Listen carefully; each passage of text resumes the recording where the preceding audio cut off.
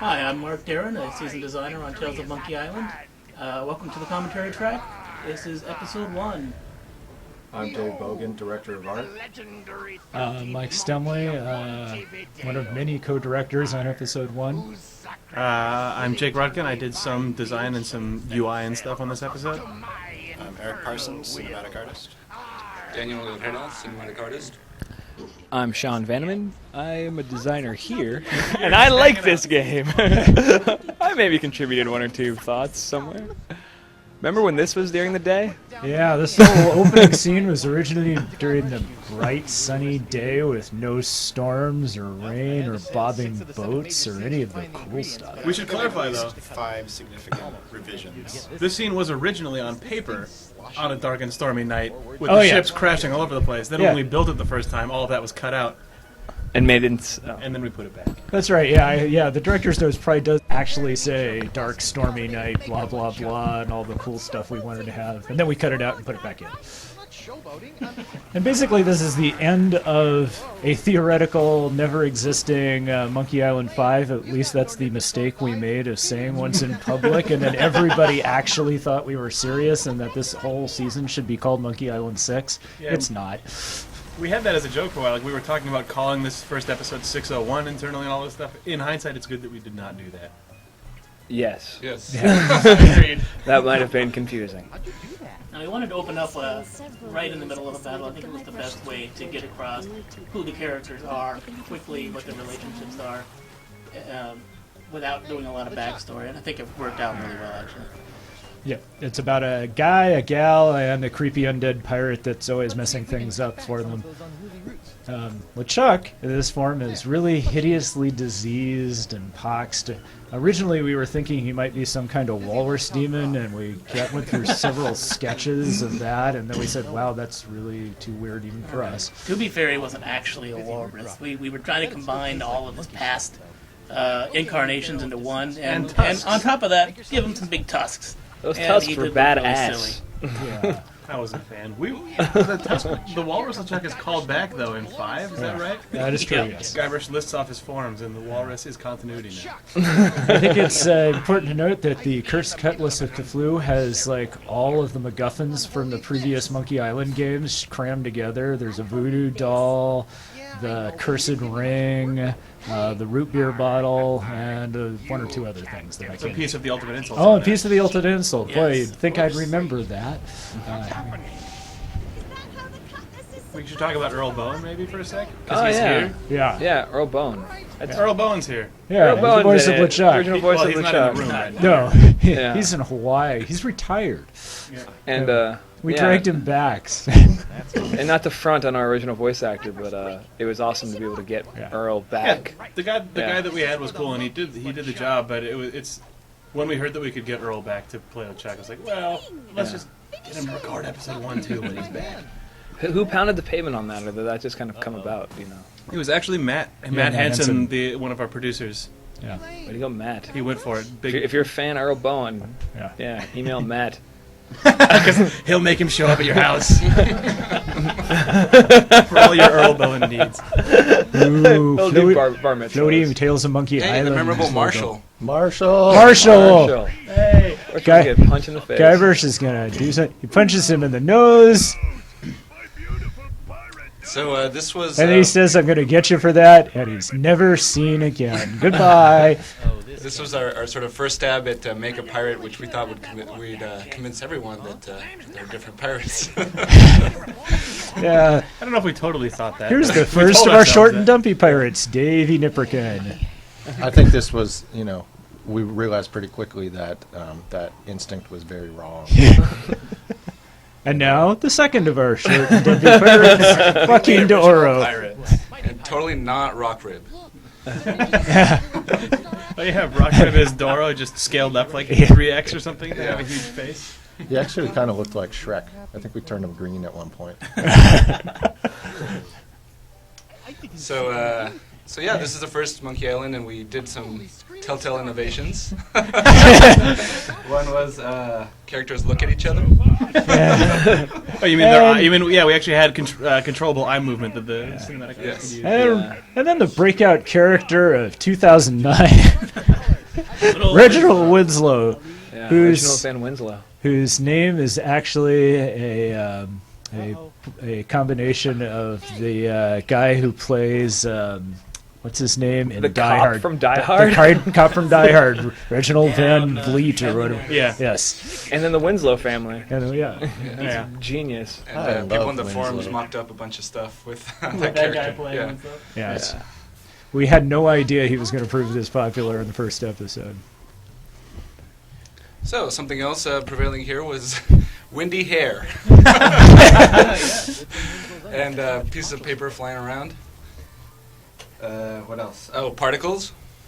Look at that hand. Oh yeah, First they. stab at particles. Look at that hand. Yeah, Guybrush is pox tanned all through the episode. Darn spiffy. Particles. Winslow cranks that crank the wrong way. It's always bothered me because that's what makes the puzzle make sense. Is that he cranks it backwards but he doesn't do it. But then he explodes. White, so- the first yeah. white flash, first of many white Kids love flashes. that. Hindsight. Yeah, kids love that puzzle. Yeah, you Yeah. were saying that this weekend. We were talking about that puzzle. Yeah, just And- everyone I know who plays through this game with their son. Loves Basically, I've been told from multiple people that they have to play this part over and over again. And we had to fight like gibbons to keep this puzzle. Gibbons are ferocious fighters. Yes.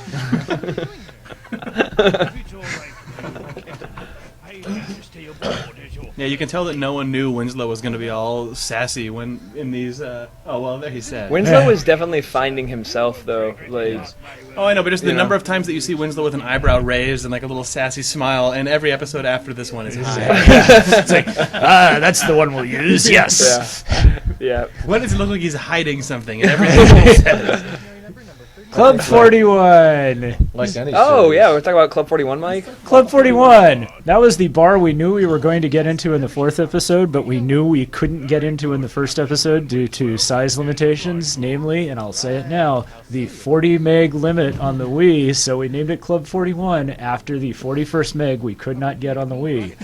And I remember playtesting it in its original incarnation. And Originally, there was a whole puzzle that took place in the dark in the bar, and then somewhere along the line we decided, wow, it'd be really weird to start the season with a puzzle in the dark in the bar and people thinking that their computers had died. Yeah. So we chucked it and made it real easy.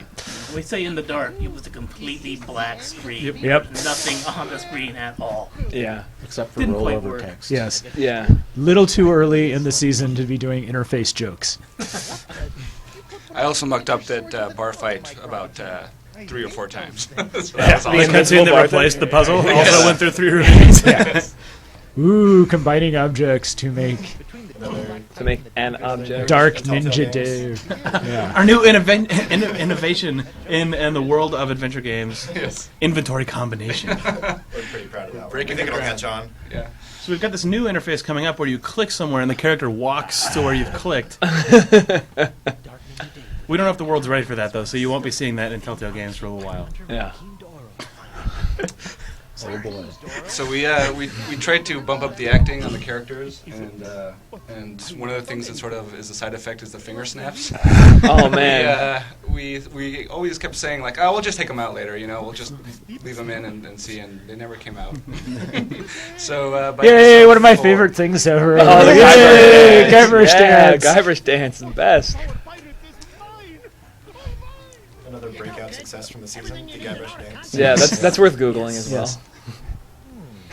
Another thing that may have gotten overused is the jungles. We built Yeah. a new system to kind of expand our environments by creating jungle tiles that we could make a lot of different ones out of it really quickly. And so we tried to use that a lot to make the most of our space, but we may have overused it a little bit. I think over the the jungle course of the system in series. general ended up a little more cramped than we had originally hoped. Sam & Max, the third season of Sam & Max has a sort of 2.0 version of this that's really cool for their city stuff. So go buy it. Go play Sam & Max. Get it now. Whatever it's Get called. some. The Devil's Playhouse. Devil's Playhouse, thank you. You would never know I'm working on it. The Voodoo Lady! This is a great design. The Voodoo Lady's design with a skull on the face is one of my favorite things. Is that Ryan Jones? I I believe believe this. it was actually Derek Sakai. Ooh. Yeah. Ooh. Design. Yeah. Bringing back an old Wily vet Yeah. from Monkey 3. I guess that's Wily enough. It's not super Wily. Oh, the Pyrite Parrot. The Pyrite Parrot of Petaluma. A joke that we only really intended to use in the first episode and then became a challenge to every designer to try and use. Yeah, thanks about that. Yeah. Like, there was literally a line written in episode 3 where it's like, oh, that's gone forever. And then it comes underlined. Brought him back. I tried. Also, Petaluma is near Telltale, and It's is 25 where minutes away. Many of us live. I grew up there. There is a cheese factory. That's the Marin Cheese Factory. Actually, we don't associate with them. Oh, this This is one of my favorite puzzles in the game, Mike. Yeah. Yeah, this is one of my favorite as well. I love the. And actually, we reference this internally a lot, this puzzle, for a lot of good reasons. Just in the fact that, like, there was a really quick feedback loop to all the things you were trying to do, and you could. It was truly like a very nicely self-contained puzzle. It was clicking and learning continually, and I really like that. We get the guy in who didn't work on this episode, so we can talk about how brilliant we all are. Actually, I guess about how wonderful it is. Go on. Actually, my favorite thing about this whole thing is just that you get to shock a monkey a lot. The whole thing. Oh, there were debates over that. The whole thing just started with, can we shock a monkey repeatedly and get away with it? And the And answer have was, the if Yes, he likes it. if he likes it, yes. Was that really the ESRB answer? If he likes it? Like, that was like... Well, that was That was our, concerning that was monkey. our pitch to Oh. appease the ESRB. It's like, well, he's not torturing a monkey, he's pleasuring a monkey. Wait a No. minute. No. If that was okay. This also has my Oh, yeah, I love it. Look at my him. favorite shameless joke, which is the cut off my hand. Isn't that a little rash? No, it's a very big rash. And Jared just killed that line. Oh yeah, Jared, our sound guy, Our is the sound guy. He does sound effects. Oh, he does sound. Yeah. I was On the thinking Cinemax of- and yeah, Waltz and yeah. Drama games, he does He all does the music. right. I Yeah. would never undersell him as just. Yeah. By the way, Bogan, the animation on the kickflip picture get makes me really happy. I really like the way that looked. Who did that? Is that you? I don't know. Oh. That was you being. Who did that? No, someone else. Actually, I think, Oh, no, I really this don't this series is where we first started doing a lot of heavy outsourcing of animation. We did a lot of the layout files in-house, and we would use a lot of Oh, yeah, animation that guy. contractors Other guys, outside. yeah. So By outsourcing, you mean just like individual contracts? I think I did the layout. But Yay! We could tell. these didn't like go to It looked Mumbai, like- is what you're saying. No, I with went the animations. to, a They lot of look it went to Cinematics, who's up in the Northwest. Is that right? Cinematics. Yeah, I don't know if we used them for episode 1. I can't remember. I don't think so. I think that was Important from foreshadowing here. episode Got 4 on. pirates? That's all Morgan's Nick marketing again. is the worst. Oh, this whole bit with the horn that the indestructible bottles. They were supposed to play a much bigger role Oh, originally. remember that storyline? Yeah, they were going to be holding these whole indestructible reefs, and the whole island was going to be encased in a giant bottle that was indestructible later. Oof. That got cut, but not soon enough. for Not this. soon enough. It sticks around. That's Master of Balance McGee.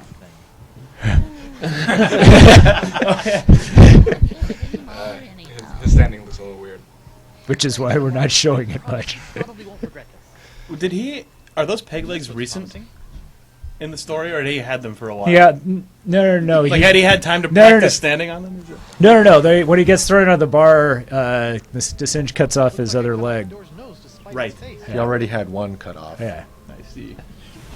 I want Is it? to Oh, sorry, go ahead.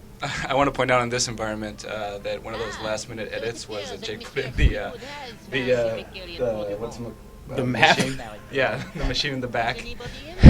Yeah, just at the last second, I threw in the entirety of Flotsam Island behind this one jungle tile. This is awesome. You want to sell the scale of the place? Oh, I was We're gonna not say, gonna this is the most tactically bizarre episode. Just the weird, like mic. Like, look at that thing. That's ridiculous. Like the weird Look at mic the bird. contraption. Yeah. Like, if you need somebody to cook you up like a bizarre mechanical contraption. Right, but then look what happens to this in episode 4. Yeah. Yeah. When it's just like, it's what the heck? genius. Yeah. It's a method to the madness. It's a giant saxophone that controls the winds. Oh, and those clams that you stick the Yeah. pole into to open things. Sticking the pole into the clam. You know. Yeah. Design for the statue. So, Yeah. rated T for teen. He's got Where's Burgess Meredith when you need him? another bird appearance. So birds were also things that came in at the last minute, and we're so glad that. Yeah, that one there, yay. Birds were key. 4 of them. Is this the first series that we used excessive usage of camera shaking and things like that? We had a little bit of gratuitous camera shake in Sam Max Season 2 for the Maimtron 9000. Oh, Wasn't that's there a right. bunch of camera shake in Dangerous? That's really the seed. That Oh exploded yeah, in Strong Monkey Bad Island. it was all over that. Yeah, Although the rocking ships. And the thing Monkey is, Island in Monkey Island, since we didn't have point and click, since we didn't have to worry about people having to click the ground to navigate, we were able to make the camera go flying around a lot more, Yeah. which is nice because when your interface for controlling the player is split apart from what you're looking at on screen, you can actually make it move around. Yeah. So we can have ships rocking all over the place and not have people waggling the mouse all over the place. Which I think, like in the Dangerous car chase, I think we had talked about maybe adding some of that stuff, but you just couldn't because you couldn't print it. Yeah. Fading Ah, For no. more treatises on, No. on control Cheese! schemes. Oh man. I can't believe that's in there. Oh, yeah. The cheese? The cheese joke. I also can't believe this was done by 378 Guardians. The Weathervane just Just pops thinking out. like, oh, that's hilarious. Yeah. Weathervane pops out so we don't have to do more animation of picking it up. My liege, I thought you were dead. I like to Singe's air gun a lot. Yeah, like in the YouTube. I'm sorry. I really... I have no excuse for that. That happens. Which But That's this pretty- happens, that's a and good then we payoff, have the though, most yeah. disturbing puzzle ever. This is awesome. Yeah. yeah, This is Jared's great. Jared's vocal, whatever the heck that is going on. I think Jared actually strapped himself into one of these things to get those sounds, Yeah. and I wasn't there, luckily. We have them lying around. What? We have wind machines? I love how, like 3 birds just fly. They're okay though. Yeah, there's just ESRB. Yep. news. That thing. Wind. Howard. Going out to sea. Hope that doesn't come back to bite me in the fundament. Well, I'm sure it'll be fine.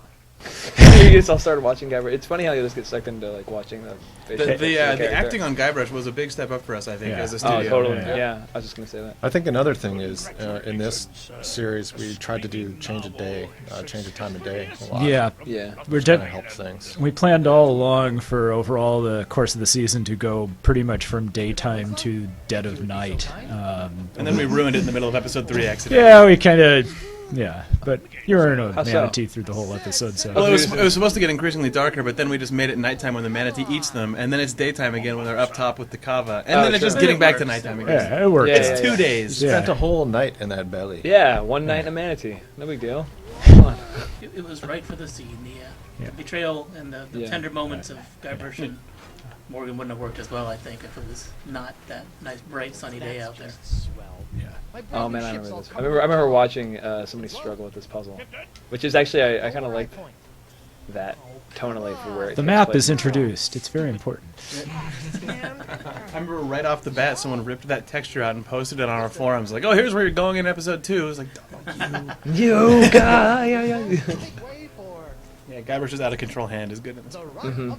Well, the frustration of trying to figure out how to get it to stop maps really well to Guybrush's frustration, which I like. And get me some grog for this hand. And off they go. Winslow's booking. Yeah, Winslow's kicking in overdrive.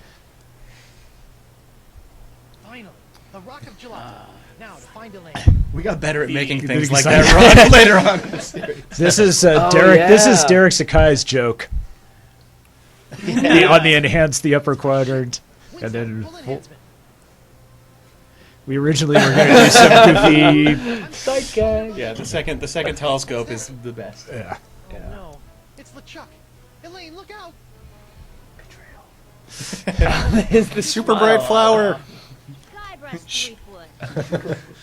Nobody I've saw been it. waiting a long time for this. Could you wait a little longer? Oh yeah. K capsize. It's yes. That's right. Good lord, it's Cake No, House. actually, It's our master. if you check It's Twitter, random it's moment. not Cake It's We're done now. it's the Good wait. game, good game, guys. Good game. Good game. It's the waitress from Planet Threepwood. What, Sean? What? Stop. You can just fade that out. No, no. Stop. It's the waitress from Planet Threepwood. Yeah, it's the other Elaine. Oh right.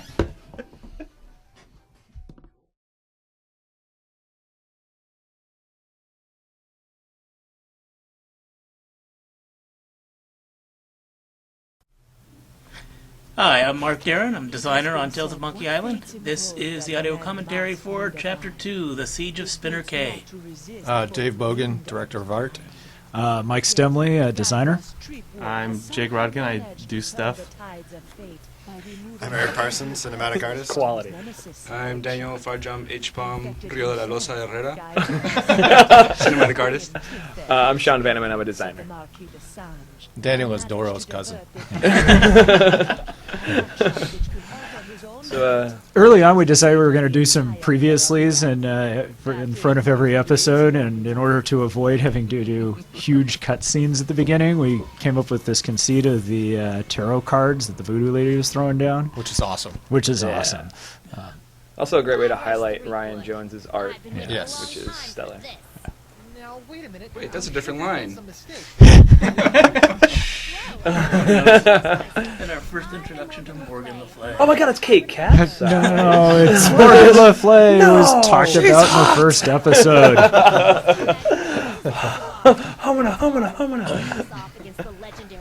So, sword fighting, that was fun. Yeah. A lot of kudos go to Jessica Lozano for doing all the sword fighting animations.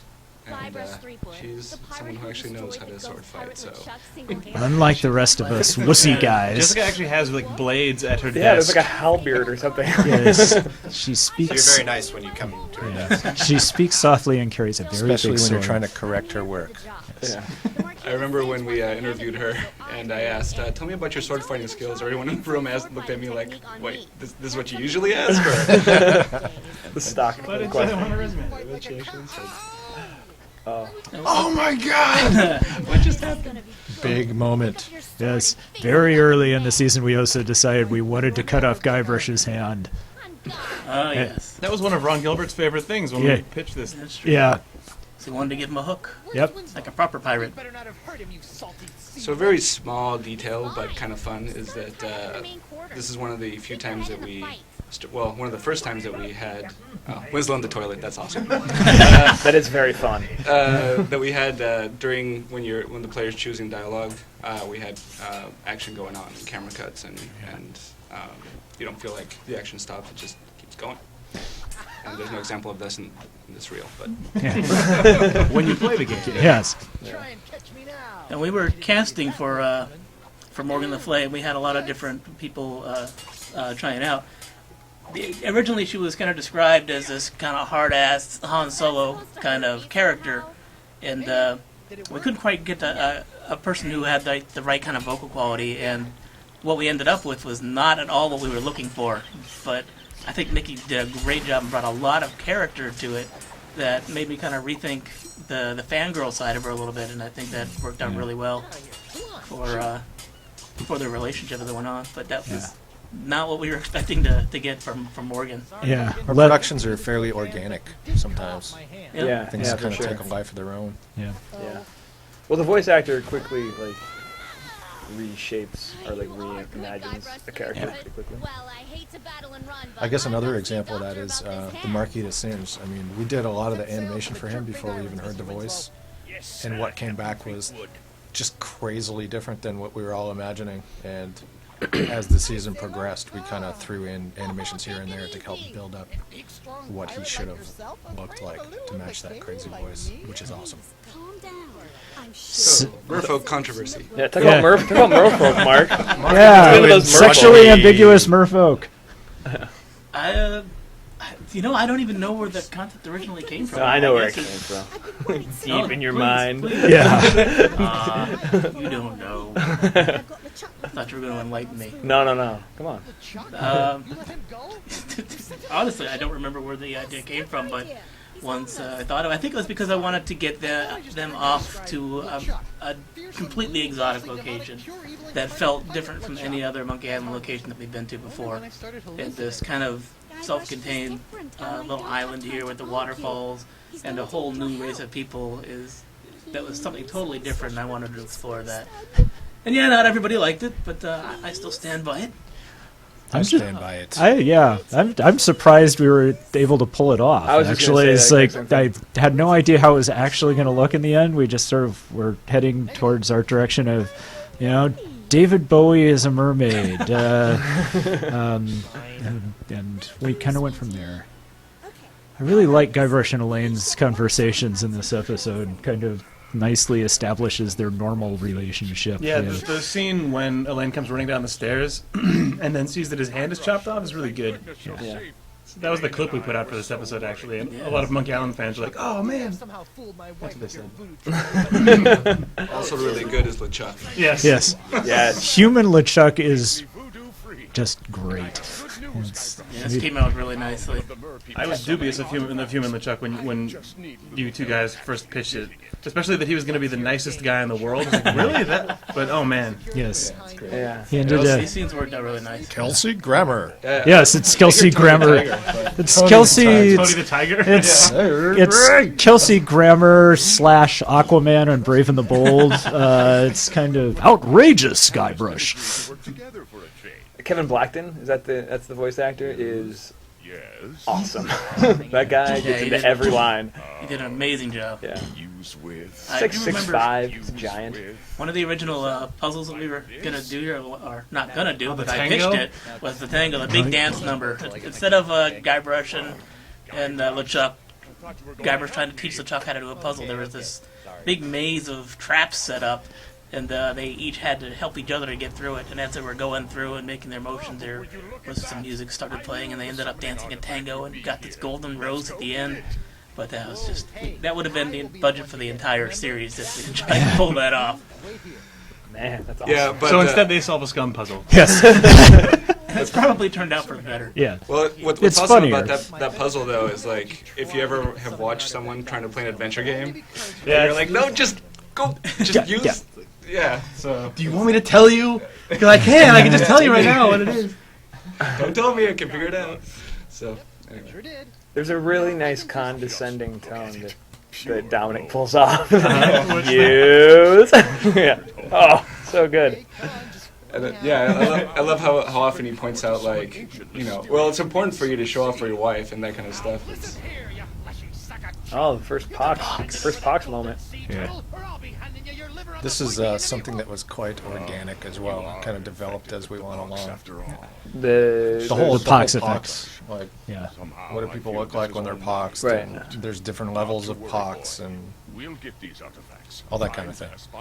and I remember when you and I, Bogan, were going through the moods, we were starting to say, well, Guybrush doesn't really get, like, super angry, you know, or, you know, we don't really expect him to be really sarcastic because he's just, like, a fun-loving guy, but, you know, very quickly we discovered that he just needs that full range of emotions, especially for the pox.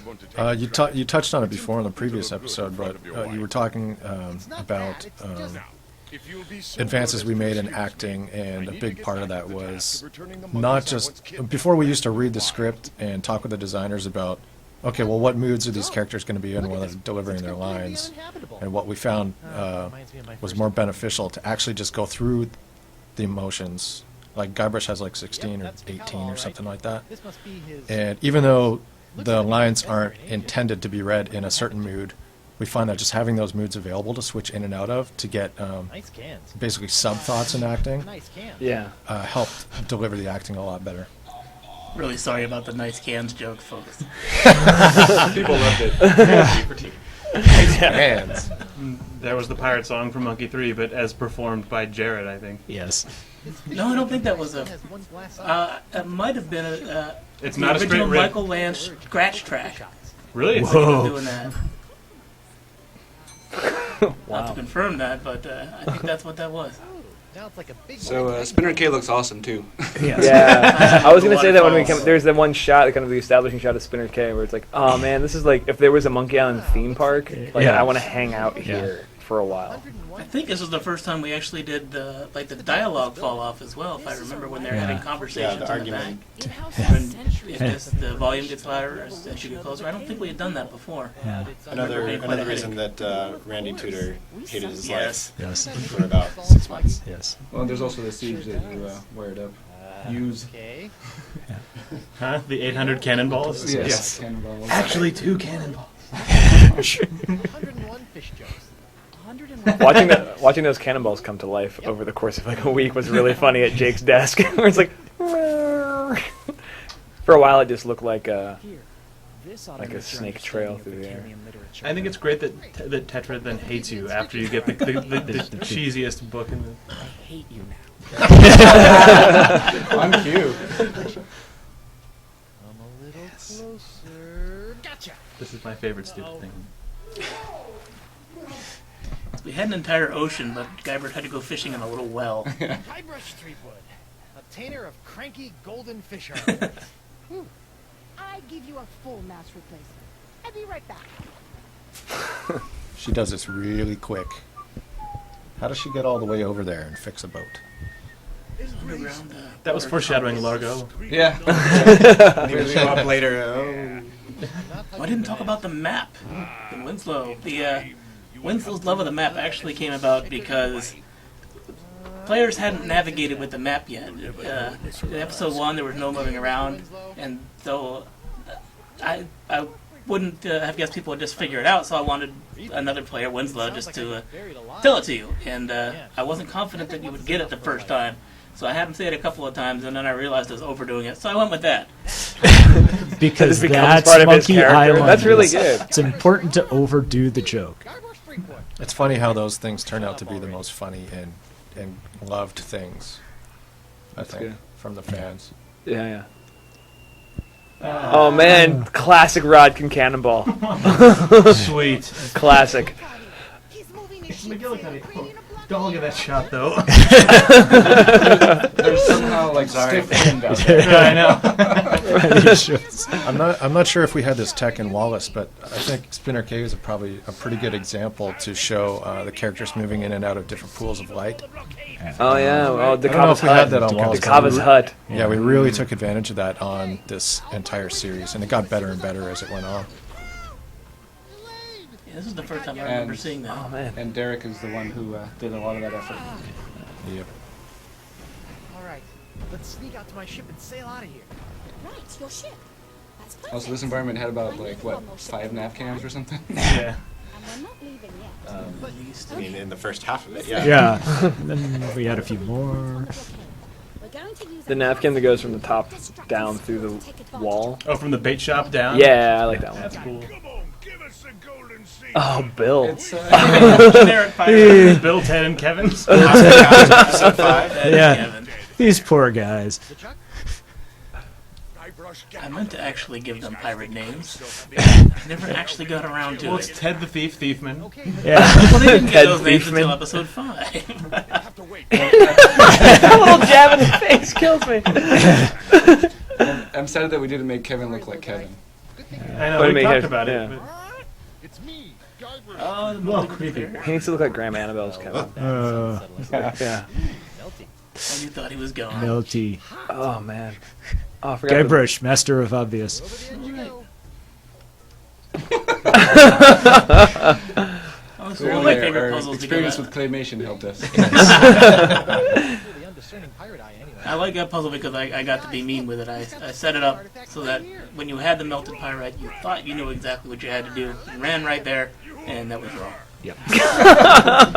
That's good old-fashioned adventure gaming. Guybrush has an animation where he checks his nails. He's a little vain. Yeah, that's part of his pride, I think.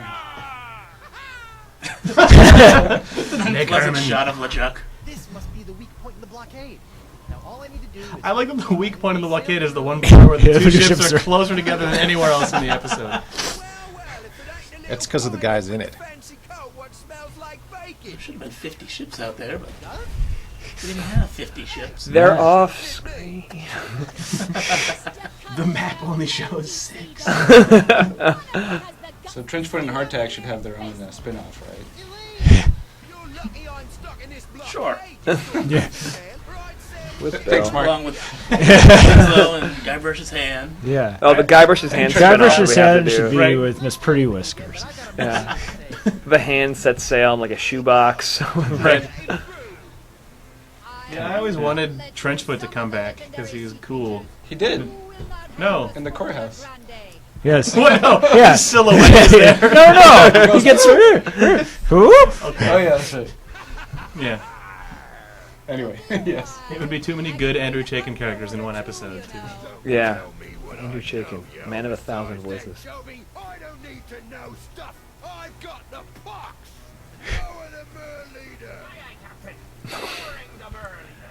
Surprised you got a character upside down. Yeah. Surprised I didn't. I'm trying to remember how we first framed that scene. It wasn't off of this strange mechanical pole. I think it was It was rope, wasn't It was probably a rope sack, if I had to guess. The rope sack. Oh, rope sack. Oh, I forgot about the classic rope sack joke. It's not so much a The joke. joke is What? something So really it's gonna sad. be rope sacks. It's just sad. Let's not call it classic either. We went back to that rope sack well many times. So in Monkey Island, it was just Elaine, or did we have others? In the rope sack? I think we only had a lane in the rope sack. What about Got that out of the way quick. In design pitches, though, rope sack came up. Yeah. Oh, there's a rope sack. Don't even worry about I it. think the Columbus crew was originally going to be tied up in a And a giant rope sack. Yeah. Yeah. Why do you keep bothering me? Believe it. Trust us. This is all much funnier if you know the context. Steve Ropesick, the side character that we cut. Rubber trees. This is one of those things where on paper, from a third-party perspective, I was like, rubber tree mast? I'm like, okay. But then it all kind of comes together in a really awesome way. Rubber trees are Well, it comes classic together anyway. Monkey Island trope. You made that. Oh, I made that. You Yeah. sank McGillicuddy. I sank McGillicuddy. I love the voice of the merfolk leader. I was very happy that when we got the voices back and the animators started putting them together, they weren't sure themselves whether they were male or female actors doing the voices. All three of them. All three of them were perfect. He was like, "Is that B. Arthur?" It takes me by surprise. When I forget Those that. are like the creepiest. I forget that that's like on damn Guybrush's things. Wikipedia page. It's like, cannot throw. Yeah. I see the ocean beasties have been summoned. Was it written like that? Yes. That it was Because you can't. It throws like a girl all through the first episode too. A girl who can't throw. Yes, not Elaine. Elaine can probably throw.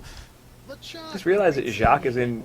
Was it Jacques in LeChuck's A hat? couple assorted monkeys. He's like hanging out up there. It's the monkey character. Was his Oh, tail it's not metal Jacques. or not? Oh, he doesn't have those green eyes. Yeah. Right. There he is. I love the That's wonderful. Him just grabbing his hand like a little kid. Yeah, the jellyfish lanterns are awesome. I don't know what they are, but they're jellyfish. Cool. Don't worry, boy. I'll take good care of her while you're gone. Jake, do you remember what we were going to call this island at the very beginning? Yeah, we're not going to talk about that now. Huh? Yeah, exactly. I mean, Soundman Sean Finney wants us to tell horrible stories. No, we're not going to say that. All right. We probably could have done without those weird sea creatures. In the grand scheme of things. Probably. But They are the most. Where the hell did these come from? Characters in the entire series, yeah. we should use them somewhere else. Yeah, I don't know. I've always sort of thought that this game takes place like hundreds of miles from the main Monkey Island sort of space, so it's okay for this weird I do crap. like that we kind of put all this strange stuff at Spinner K. I think that was Yeah. really smart. Like, It was enough for one episode. Yes. this was is the all a episode where they dream. go It's to just the a Bizarro dream. Caribbean. Right. Yeah. Well, just like they're about to fall off the cliff at the end of the Monkey Island universe in this location, basically, Yeah. and that's where the weird business is. Morgan again. Ugh. Can't get rid of her. She's all sass though. I mean, Winslow only has this one pose with no animations that he has to use for this entire season. It's good though. Now that you've pointed it out, it's hilarious. It's our homage to the Pirates of the Caribbean. Winslow drives the whole scene. Yes. The tension of Winslow really carries for. Look, you're looking at his eyes. Only his eyes. That's one of my favorite Morgan expressions. My favorite is the scared one. When her eyes like triple in size. Yeah. Oh, coming up soon. Yep. Oh yeah. It's our homage to Jaws, with creatures replacing the little barrels. Oh, yeah. How did we replace the barrels with mystical creatures? Yes. Barrels is too easy. So it's also a little weird to see Guybrush like with a little bit of mojo, right? Yeah, but she A never little lets bit. me do anything. What? Just Just I don't know. He's Kind of sweet talk Morgan. yeah. Yeah. Guybrush Guybrush- do whatever it Yeah, takes his to get people to moments. do stuff for him. You don't have the skills or the wit to defeat Guybrush. I mean, Guybrush that wasn't definitely a has criticism. It moments. was just a novelty. See, that wasn't witty I at think I all. was thinking about in the original Monkey Island when Guybrush first got the root beer bottle and was just roaming around kicking ass with that thing. Right. So he has his moments of, Yeah. of Awesomeness. Oh, when he man. tries to Dun, sweet talk dun. Elaine to get the map piece, Yeah. you know, I mean, like, Yes. he'll Dun, epic. dun, and this, dun, dun. Oh my gosh. Every I time. love this scene. That manatee was so big that he Yeah, we would couldn't not fit it. actually fit in the Sky Dome. Yeah. He broke the He sky. penetrated the It's Sky sarcastically big, yeah. Awesome. Thanks for listening. Woo! Good work. Bacteria is meat.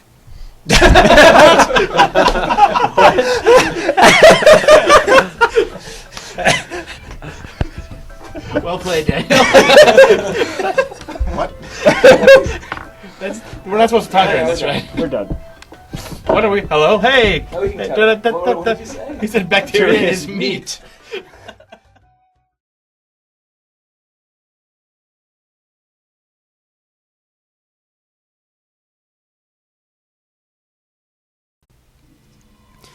I'm Mark Darin, designer on Tales of Monkey Island. This is episode 3, Lair of the Leviathan. I'm Mike Stemmle, designer on Tales of Monkey Island, and I did absolutely nothing on this episode.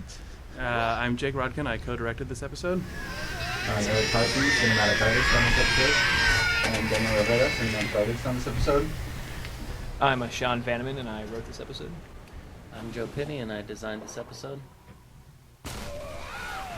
Yeah, let's talk Hey. about it now. And it apparently just got swallowed by a giant manatee. Good heavens.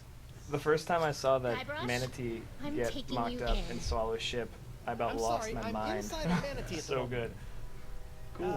good. How did we decide it was going to be a manatee anyway? Because manatees are funny, funny animals. I will say that I think that I proposed manatee as a joke, and then you, Mike, latched onto it immediately. Typical. It was like, Typical I mean, the Stemmle original outline for this episode was Guybrush and Morgan get trapped in a sea monster and have to deal with stuff. Right, I mean, the sort of through line of the episode was there from the beginning, but it wasn't originally a manatee. And then it was. I cried a small manatee. Because manatees are funny, and those are really creepy looking. The grubs? Yes. Yeah. Grubs are creepy. Could someone explain to me why Spanish conquistador says esponja? Just curious. Because It's creative choice. I Don't ask don't questions. know how to pronounce things in other languages or spell things in other languages, as evidenced by the German flag in the first episode. Take a step forward. The floor here looks a lot like SpaghettiOs. I was about to say that exact thing. That's another creative choice. There was some reference given. Yeah. SpaghettiOs primarily. Yeah. Ah, delicious manatee tongue. Yeah. Oh, the Newlywed Game. You guys should talk about the Newlywed Game. The Newlywed Game. How did that come up? On the video screen here. That's true. But how did we even... I don't remember how that came about, other than we wanted... We knew that he was going to be an obsessive romantic, but we didn't know... Like, we knew that he was going to be jealous of them, but we didn't know... And we wanted boatloads of, like, relationship stuff in this episode. It's all about trust and betrayal. Yeah, the themes were established early, I feel like. Like, from, like, week 1, we knew that it was going to be about. We wanted to also get Morgan and Guybrush's relationship pushed forward in a big way for all the eventual reversals to come later on. Yeah, teasing their, whatever, their almost romance. Making a moment out of that. The most important moment in the game, as I recall. That comes later. The emotional linchpin. The Yes, emotional the linchpin of the episode. This is basically all about her discovering that Guybrush isn't the kind of mighty pirate she thinks he is. Yeah. But still, in his heart, he's a mighty pirate of his own kind. You know. He's a legend in his own mind. And we also wanted to have deep and complex characterization, such as these completely unexplored personality types. Nerd, stoner guy. Exactly. Nerd, stoner guy, hard ass. Looking for your run-of-the-mill manatee, Coquelia. Classic tropes of any pirate story. And if I did, that would be a Starfish secret of the Brotherhood. Brotherhood?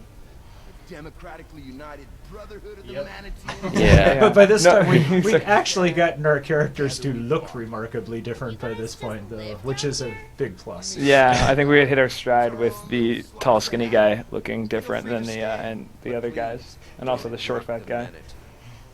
Yeah, it was all about hair and glasses. And Well, we broke up their silhouettes, which was nice. I just don't understand how we were able to get Bug Eye and Guybrush to make all the same faces in the face. Yeah, how would we ever do that? It took a lot of work. Oh, we man, just missed here we my go. favorite line where he says, "Awesome." Here's this guy. Yeah. Funny story about writing Murray is that I was terrified to do it because I thought the fans would skewer me. So I asked Dave Grossman to do it, and Grossman didn't. And he walked into my office like a week before the script was due and said, "You know those Murray lines that I've been working on?" Yeah. He's like, "Oh, those aren't done." Like, oh. So I sat down and wrote Murray all in one fell swoop, which is probably better, I guess, because it made him sound the same the whole way through. Yep. But You just talked over the death of Santino. Santino. man, Santino. He's so cool. Joe and I really have a spiritual connection to Santino. Yeah. Admiration. It probably came out better that way because you were under pressure and you were just like, Yeah, the pressure I think allowed lines to come out that probably wouldn't have, which is kind of the classic Telltale writing trope. There are jokes that definitely, well, upon a second pass, I would have not have let them made the cut. 3 a.m. insanity. Yeah, like the Double Fine joke that is made after this somewhere. Yeah, I would not have made that joke. But it's in there, so enjoy that. So some of the battles that we sometimes try to iron out is, whether or not Murray's eyebrows are going to be moving or things of that sort. But with the skull, there's really not much else you can do. Right. Or it's pretty much in the grin. Yeah, it's one of those things that works way more correctly when Murray was like a 6-frame animation. Yeah. And now he... Oh god. Monkey face. yeah, there were a lot of revs of Murray too. Yeah. And revs of the voice acting and revs of the model. Yeah, Murray went through a lot of revisions, and we actually had Denny Delk in the studio for quite a while, and at the end of the day, it turned out really well. What were you looking at that I missed? Oh no, Fish Eyes Alabaster. There was a giant backstory written for Fish Eyes Alabaster that got cut from the game. Oh yeah. By Joe. Yeah, while I was where was I? I was on vacation. I abused Well, your you were script passed so out. horribly. There was definitely we should find a place to post that somewhere in the DVD. And so this is an example of classic great ideas coming from different You people. came up with that. No, I didn't. Some brilliant... Yeah, some incredible genius. Monkey Now, the face whole competition was all face-off you. was Dave Bogan, our art director's concept. Well, that's true. You pitched it to me via Dave Bogan. As yours, I should say. That's right. Then I took credit for it, but the idea came from him, Which is so also great. a classic Funny is Dave Telltale Bogan gag. went missing in the middle of production on this. Nice. Love that. Yeah. When we realized that we could just that moving an eye was really easy, that the choreographers weren't gonna have a hard time with that. That made me happy. This competition is over. So things that made Dave Bogan happy are the bongos syncing with the rest of the music. Oh, that was, yeah. Yes, This and environment- that absolutely did not take a month of work to do. That made Dave really happy. This environment made Dave and Nick Herman, who is the choreographer on this scene, very happy, and it made Randy, who is our lead programmer, very sad. Because this environment has like music syncing up with the bongos. Every character has their own theme. Nick went in and made all the little ducts like make little gas farts come out of them all the time, Yeah. which then have to turn off whenever you're using them. Like, it's really cool though. I don't know. Yeah, it turned out great, but there was a lot of you can hear the game developers screaming if you Right. play it in reverse. If you turn the music down, actually, the ambient track Exactly. is just Randy's screams. yeah. So I believe episode 3 is also the first time where the Pox actually projects light onto other characters. Ooh, we got new Pox technology. Yeah, there's some canon behind that, I think. That was evidenced in Winslow and the ship. Yeah. I'm not sure if that's coming up at all, but... A double fine? Hey, there's a double fine. We're sorry. Funnier we when have you play no the game. shame. Well, I'm Congrats, I guess Guybrush is in the brother. Up to your discretion. So also, did anyone actually try to figure out the grub thing? Solving the puzzle? There were some Yeah, YouTube about 2 videos. days after we shipped. Yeah. Well, someone just cracked the code. Yeah, someone you know, installed used some some sort of cracker utility. that can peek into memory, and then they just modified it so they had 100,000 grubs. Excuse me? Yeah. But it's on YouTube somewhere. I think Mike can Lang check actually that wrote out. a little grub collected theme, but I don't think it got in. Oh, really? Oh. I think it got purged out because people forgot to put it into that cutscene. Maybe I'll find it and make it my ringtone forever. No, I love this. This is like such a little. There's Yeah. hardly any gameplay here, but I just love the feeling of this bit. Yeah, this came out really well. I remember reading the original pitch where they were running between several different rooms, Yeah. and I just couldn't imagine how you could pull it off. Yeah, this And, was a triumph of being forced to cut it down into something that actually worked. Yeah. even it's a though, really even nice then, moment. it's like designing and like then sitting there with in dialogue trying to write this. You're like, how is this gonna work? How is this gonna look? But like, it's really well framed and Sweet animation. This is Morgan why triumphant. having cinematic artists is the best. Yeah, Nick Herman Nick kicked some Herman. ass on that whole Manatee bit. cutaway! Oh, Manatee Cutaway! Oh, yes, Whoa, Jake Rodkin. yeah. Manatee Cutaways were key. Oh, They're and let's not forget. back to an old like submarine movie I know, tropes. it's hard for those stupid manatee cutaways because you gotta go Hunt for Red October style where you just get to like manatee barreling through the sea. And also so many moments were like, clock wipe here. No more clockwise. This escape is Greg Killian, and it's a really nice thing. Whoa! The end. Thank you. Uh-huh. Wait, Hey. Slash. Yuck! That could have been worse. Really? Just a quick trip up the blowhole. Manatees don't have blowholes. What? I think that was the first joke. We might have recorded manatees don't have blowholes like 35 times. Trying to like. Well, they don't. I'm like, I know, but like, Mickey, work with me. Guybrush can hold his breath for 10 minutes. Is that so? Yeah, it's a skill I developed in college. Well then, what are you waiting for? What was he doing in College. I know that was supposedly a really filthy joke, but Make it. Yeah. oh yes, Mhm. oh this pleases me. I stole directly From Monkey 2. The scale No, of we this did a lot of scene makes stealing me from so Monkey 2. happy. I remember being in this room and trying to draw the scale of it on that whiteboard. And Yeah. then people being like, I don't The know. whiteboard right behind him right now. I don't know. This environment's huge. Ah, no, that's it's just so a wall lovely. with rocks. For a pirate hunter, but Eric do you have any Parsons, email at his insight best. into this manatee problem? You mean the That was all of Eric's work we'll be showing. Yeah. Was that That's all? about all I did. Was that all that dog paddle thing planned from the beginning? Or? No. She might seem cold and That was you and bitter. Dave Bogan, Eric. Yeah, that was somewhere halfway through production You know? that we need more Murdering anything that gets near her cave? clean. Yeah, his dog pedal. Oh, is this the key to the whole episode? The Yes. emotional linchpin? Everything? Just watch this. This Vanaman's pride. Vanaman's pride. She kills I don't them like you because guys. that's what they It absolutely is, though. It's terrific. overcome that fear of death. And This was another thing that took forever to record, but we got it. And took forever to compose. I too. hugged Nikki after she This- like finally, after this was finally recorded. And then we could get the sponge? Yes. And then we And then my neck sponge. snapped. And then we can cure Elaine. Oh, you dope guys! Got hurt. They keep calling it the emotional linchpin, by the way, because in the file where the game is written, it is highlighted in big bold letters that this scene is important. Because oftentimes we have to do so much to get an episode out that things like that will. Right. It's like, oh, this is just everyone talking, so it's cheap. It's like, oh yeah, there's just a lot of talking, and there's no action. I'm like, no.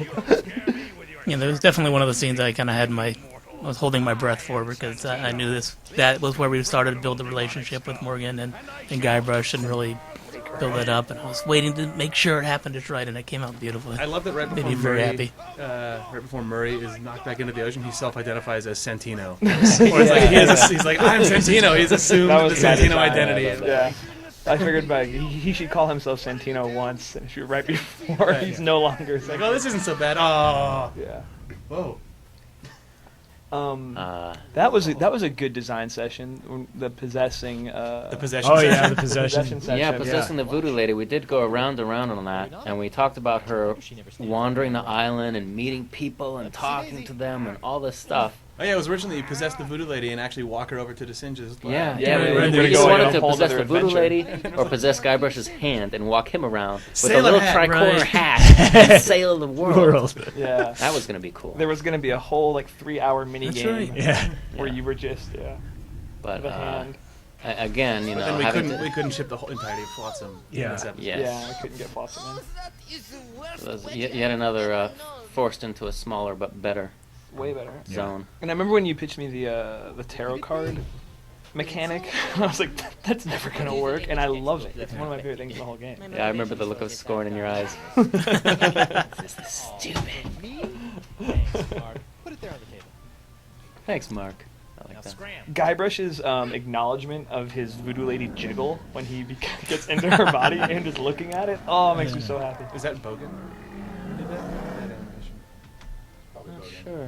We'll give it to Bogan. Yeah. He would make that. Yeah. Yeah, he would have made it. I remember debating for a while whether the possessed voodoo lady should have Guybrush's voice or the voodoo lady trying to do Guybrush's voice. Yeah, Yeah. he made the right It was, call. I think we definitely did. It was. I think it'd be really tough to. I mean, she's already doing the voodoo lady's voice. It's Right. like, Eric, you want to talk about manatee love and putting it together? Sweet, sweet My manatee. therapist would recommend that I don't talk about manatee love anymore. Okay, fine. It just reminds me so much of the end of that Star Trek movie. Oh yeah, there totally is the Star Trek 4 whales. Yeah. At the very end of this scene where they There's also where they go corkscrewing out. I don't know if it makes it into the into this commentary, but I also did put a Star Destroyer shot with the manatee. I love that. Here it is. There we go. I just love that. Oh my god. Dun, dun, dun, dun, dun, What are you saying, dun. Joe? But it's nothing copyrighted. This game's So, See, relationships, love connections. You guys want to talk dating about how you Star Wars originally and Star wanted? Trek in back to back? Yeah. You guys originally wanted to dress up the manatee with lipstick. yeah, that was a And, bad idea. Oh, that was a genius idea. Are you kidding? That would have been great. Look how huge that sponge is! Yeah, this No, is there's another no thing. way that it's only the size of a tennis ball. That is gorgeous. Kudos on pulling that off. Yeah. Yeah. Way to go, Eric. I think as a company, our sight gags are getting more sophisticated. And that we're doing them now. Well, yeah, I've glow been seeing some effects? stuff lately. Did you not play this one, Mark? He's Pops. hovering. I played it once. Whenever anything big happens, it just has to go to white. Yeah. That's a new Monkey Island trope. Time to take my Esponja Pequeño to Elaine. Yeah, I'm gonna do that now. Right? We finally got it. We really hoodwinked old Coronado, eh? Now, I just gotta get back to her. Guybrush, you idiot. No. Joe, this is like a pitch for the game. No, Joe's design pitches are really entertaining, by the way. There are voices done. This is the end of the line. Really? Oh, I forgot that he shows him back The the... insert shot of the locket with Guybrush just hastily pasted over. That's right. I totally... That's not in the script. That's just genius choreography. Yeah, there are so many little touches added to make it all. Also Chaikin versus Chaikin. Yeah. Yeah. This is the one moment where the But voice Guybrush actor is is standing the next to himself. Versus Culture Shock Max. Yeah. Versus Phony Bone. Yeah, this episode should just be dedicated to Andrew Chaikin in some sense. Also known as Kid Beyond. Google it. The rope holding my cake? No, but I bet the blade of The your final collaboration between the two star-crossed people. Daniel, do you want to talk about setting this up and then going away to have a baby? Leaving everyone else to finish it? Talk about that. How Did a it's good job.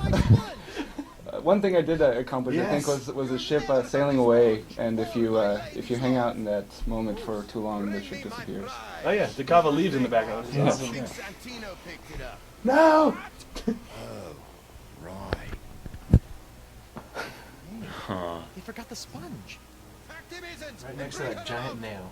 Yes, sir. Then empty the cannons on him, me I love the textures on the Howler. A little thing about empty the cannons on him, me hearties, is a reference to a line Andrew Langley wrote for a fake Monkey Island audio. First things first. What was the deal with that, Jake? Oh, you did get those in there. Yeah, it was Yeah. Mix and Mojo is a like LucasArts fan site, and at some point, like April 1st, like 2003, an extreme heist was pulled where LucasArts gave permission to get Dominic Armato to record a bunch of fake lines as if they were leaked from Monkey Island 5. And now some of those lines are in the game because Andrew and I kept begging writers to sneak them in. Yes. Andrew also got in on the crew forums. I can't remember one of Guybrush's favorite things. Is Andrew Langley. Yeah. Is programmer Andrew Langley, yeah. Oh man, extreme horsehead. Yeah. This is Dennis Lennart again, taking over for absent Daniel. Yeah, we always thought it was funny that you could tell sometimes when the Wallace and Gromit choreographers ended up on Monkey because suddenly the cameras would just go completely bananas and all this. I don't know why it was them. Well, it's Unleashed Führer because I could go crazy with them now. Yeah. And he did. Oh man. Yeah, like great shot. This shot is not art approved. Encore. Does anyone see eyes in Nancy's nose? Or is it just me? What? I will now in my nightmares. Oh no, that's not. Now that I think about it, keeping that seahorse head in my pants the entire time I was underwater probably wasn't the safest course of action. I think Dave Grossman. Dave Grossman. Well played. That was all him, I think. And I Need didn't an even ending have to line. run anyone through. So although this wasn't the emotional linchpin, I think the acting was pretty heavy in this too. Like there's a lot going on with Morgan trying to make her final decision. Yeah, there was a lot of back and forth on where she should be, how far behind him, what her expression is. Is she having a good time? Is she grim and determined? Is she psyched? How do we make it look like manatees are going under the boat? Yeah. It's very The important. size disparity on the manatees will make me happy forever, by the way. Just the obscene disparity. Yeah. Yeah, it's basically God of War. Everyone's just so happy here too. Yeah. Wherever nature tells them to, I imagine. Oh man. My heart breaks Nice. every time. Forehead off of the railing. Oh man.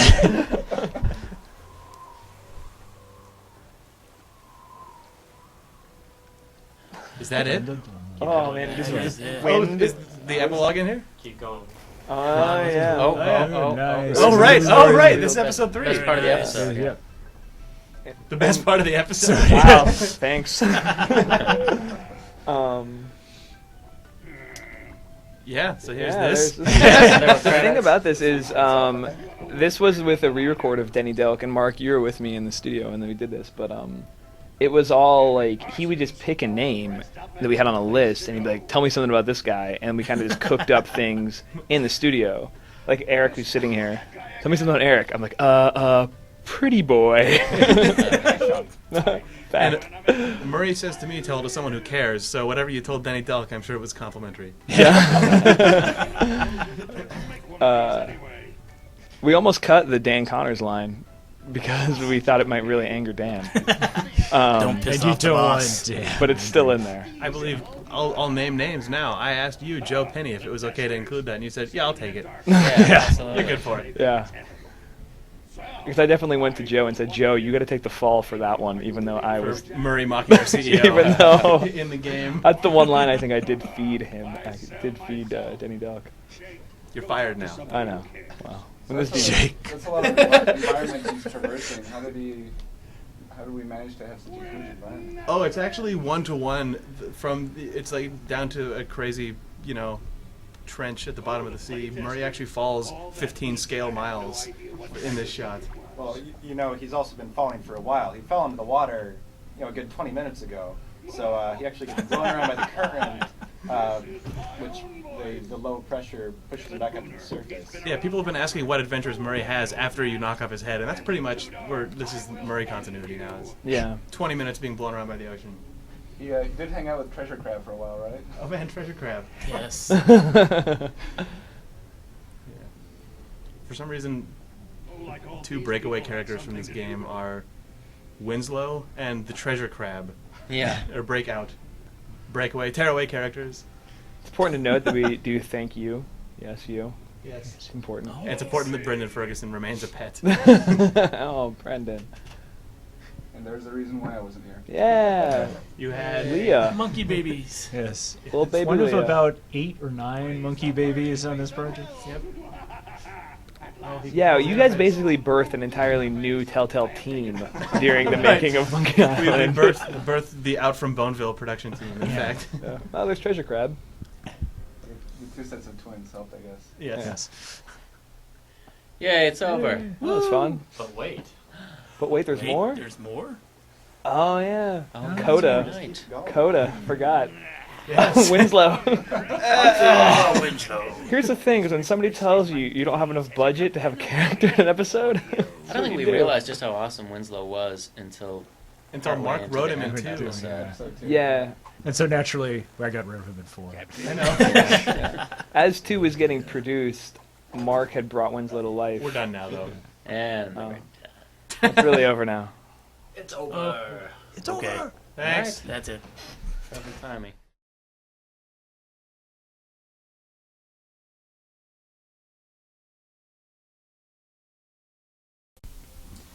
Hi, I'm Mark Darin, designer on Tales of Monkey Island, and you're listening to the audio commentary for Episode 4, The Trial and Execution of Guybrush Threepwood.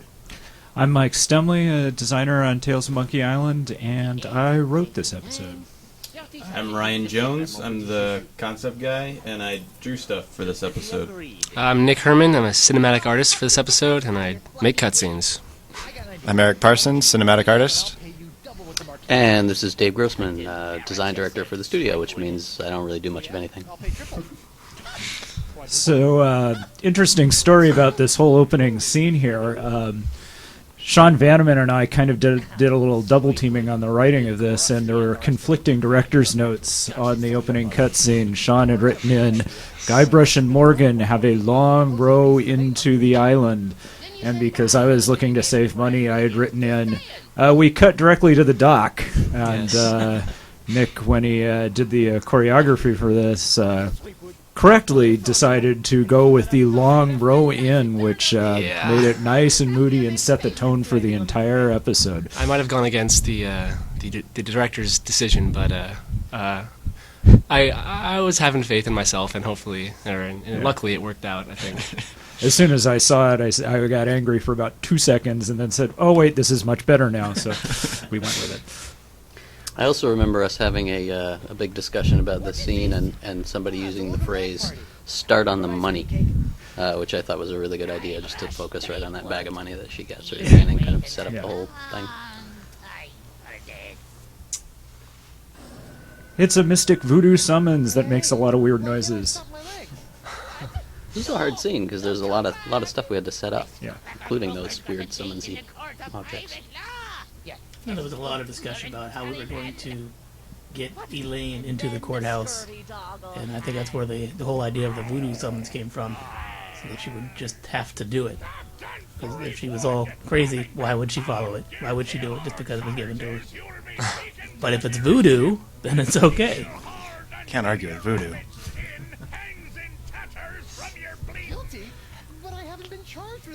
Judge Wallace P. Grindstump, one of many characters in the Monkey Island game that are named after former LucasArts employees. Oh, Stan's jacket. Boy, we did not know whether this jacket was going to work until like days before the thing came out. It was sweating it. It was Every the day first. we were coming around saying, "Is that jacket ready yet? We got to see the jacket." Pretty sure it was the first thing on the list of things to do, and the absolute last major feature to come in. It was literally the first bug I wrote up for the database, is we have to have Stan's jacket. And everyone promptly ignored you for 5 weeks. Yes. It's funny too because afterwards I was watching a bunch of different reviews, and you can tell who was who were fans of the original Monkey series, because a lot of people wrote this up or in the review said there was a bug on my version of the game where this jacket was weird things. We worked so hard to put that bug in. Good attention to detail on it too. I remember Kevin walking by my desk and pointedly asking me, when Stan walks across the room, is the pattern supposed to move with him or not? Because we could do either way. Yeah. And look, there it goes. Stan was also inspired by my dad. He just looks like a clean-shaven version of my dad. I love the voice we got for Stan. He sounds a lot like Phil Hartman, which is kind of where we were going with. Is that Kevin Hammond? I don't even remember saying exsanguinate. No, I'm not questioning your professionalism. It's just that I don't even Dan know and what Kevin in the background Yes, and the pictures on the wall. Not to worry, old bean. Oh, yeah. Is that really what that is? Telltale founders. Draw and quartering to draw and thirding. Fraud. I was really not sure this was going to work. I remember reading the script for this bit, and it was really funny, but I was just trying to figure out how we were going to do it visually. But it was great. We did it. It was one of the playtest favorites. Why did you put the wig in there, Mike? I never really understood the wig. The wig of foppery. That's the one. Just to make fun of our contest winner. Since the case was all based around a contest we held to what evil guy thing did Guybrush do to you, so we decided to give him a silly wig when his case got tossed. I know you originally wanted the cat completely wrapped up in casts. Well, yeah, we decided we couldn't have a moving cat, so it was a question of how he wouldn't be moving. You did a pretty good job of covering the all the kinds of things that you would want to do in a courthouse setting as Guybrush, because you get to not only do you get to like object to things and call witnesses and stuff, but you tamper with evidence and you bribe a witness and good stuff. Miss Pretty Whiskers, come back! We'll get our revenge together. Your Honor, I rest my case. Still want to find myself under those leg lamps in real life. And evidence just ran out the door, I guess old Stan's gonna have to drop this one. Good idea. Your Honor, I'd like to introduce this leg lampage. Yeah, there it is. Catherine Krebs is lying about her so-called sultry. nacho sauce burn. Catherine Krebs, an interesting character. They look like my clients, but who knows how they got there? Would you care to elaborate? You just stopped. I don't know if I should. A lot of people think she's actually Captain Kate. She's not Captain Kate. She is her entirely different character. Like Ricky Rouse or Ronald Ruck. Was she ever planned to be Kate? For about 10 seconds we thought she might be Captain Yeah. Kate, and then we said, no, it's much more interesting if she's not. It's kind of one back reference too many. Yes. Revenge? You still don't remember me? It's like a homage to CSI, that whole case. Yes, we had the whole CSI puzzle with spilling 18 different kinds of caustic fluids on the leg. It was originally a much nastier puzzle before we kind of trimmed it down a bit.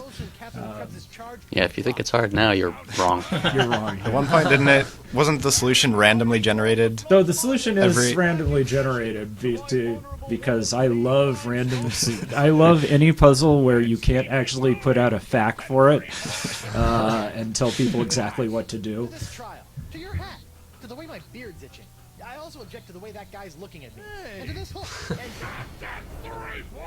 you will cease your foolish distractions before we come down and seize them for you. The pox is getting nastier and nastier. You can tell by the screen shake. Yes. Exactly. crazy pose. Gotcha. The eyeball puzzle used to be a lot harder too. Yeah, I couldn't figure this puzzle out. I think I resorted to asking my girlfriend. Oh, the eyeless door. All you have to do to set it is pop it in your eye. Gross. Oh, it's creeping me out. How do I look? Dangerous. You. I think you mean... Looks like he has pink eye. Sure, whatever. Now, about your testimony. No problem, mi amigo. Just This whole thing about pirates and missing limbs and organs and various things it treads a line at times. I was recently arrested. Trying to get For some instance, right contact there. lenses like that for Halloween, but they were like $50, so forget that. You can actually get red for the white of your eye? Yeah. It was yeah. Cool. Yeah, it was too much for Halloween for me. Wasn't it in Last Action Hero with Arnold Schwarzenegger? Yeah, the guy with the... Yeah. I did do the pock skin and the Winslow beard though, which I kept for several months after Halloween. The beard, not the skin.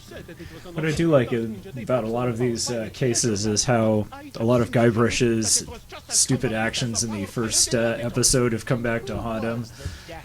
You know, faking the porcelain power pirate and getting in that bar fight that you didn't see. It basically messed up a whole bunch of people and cats and things.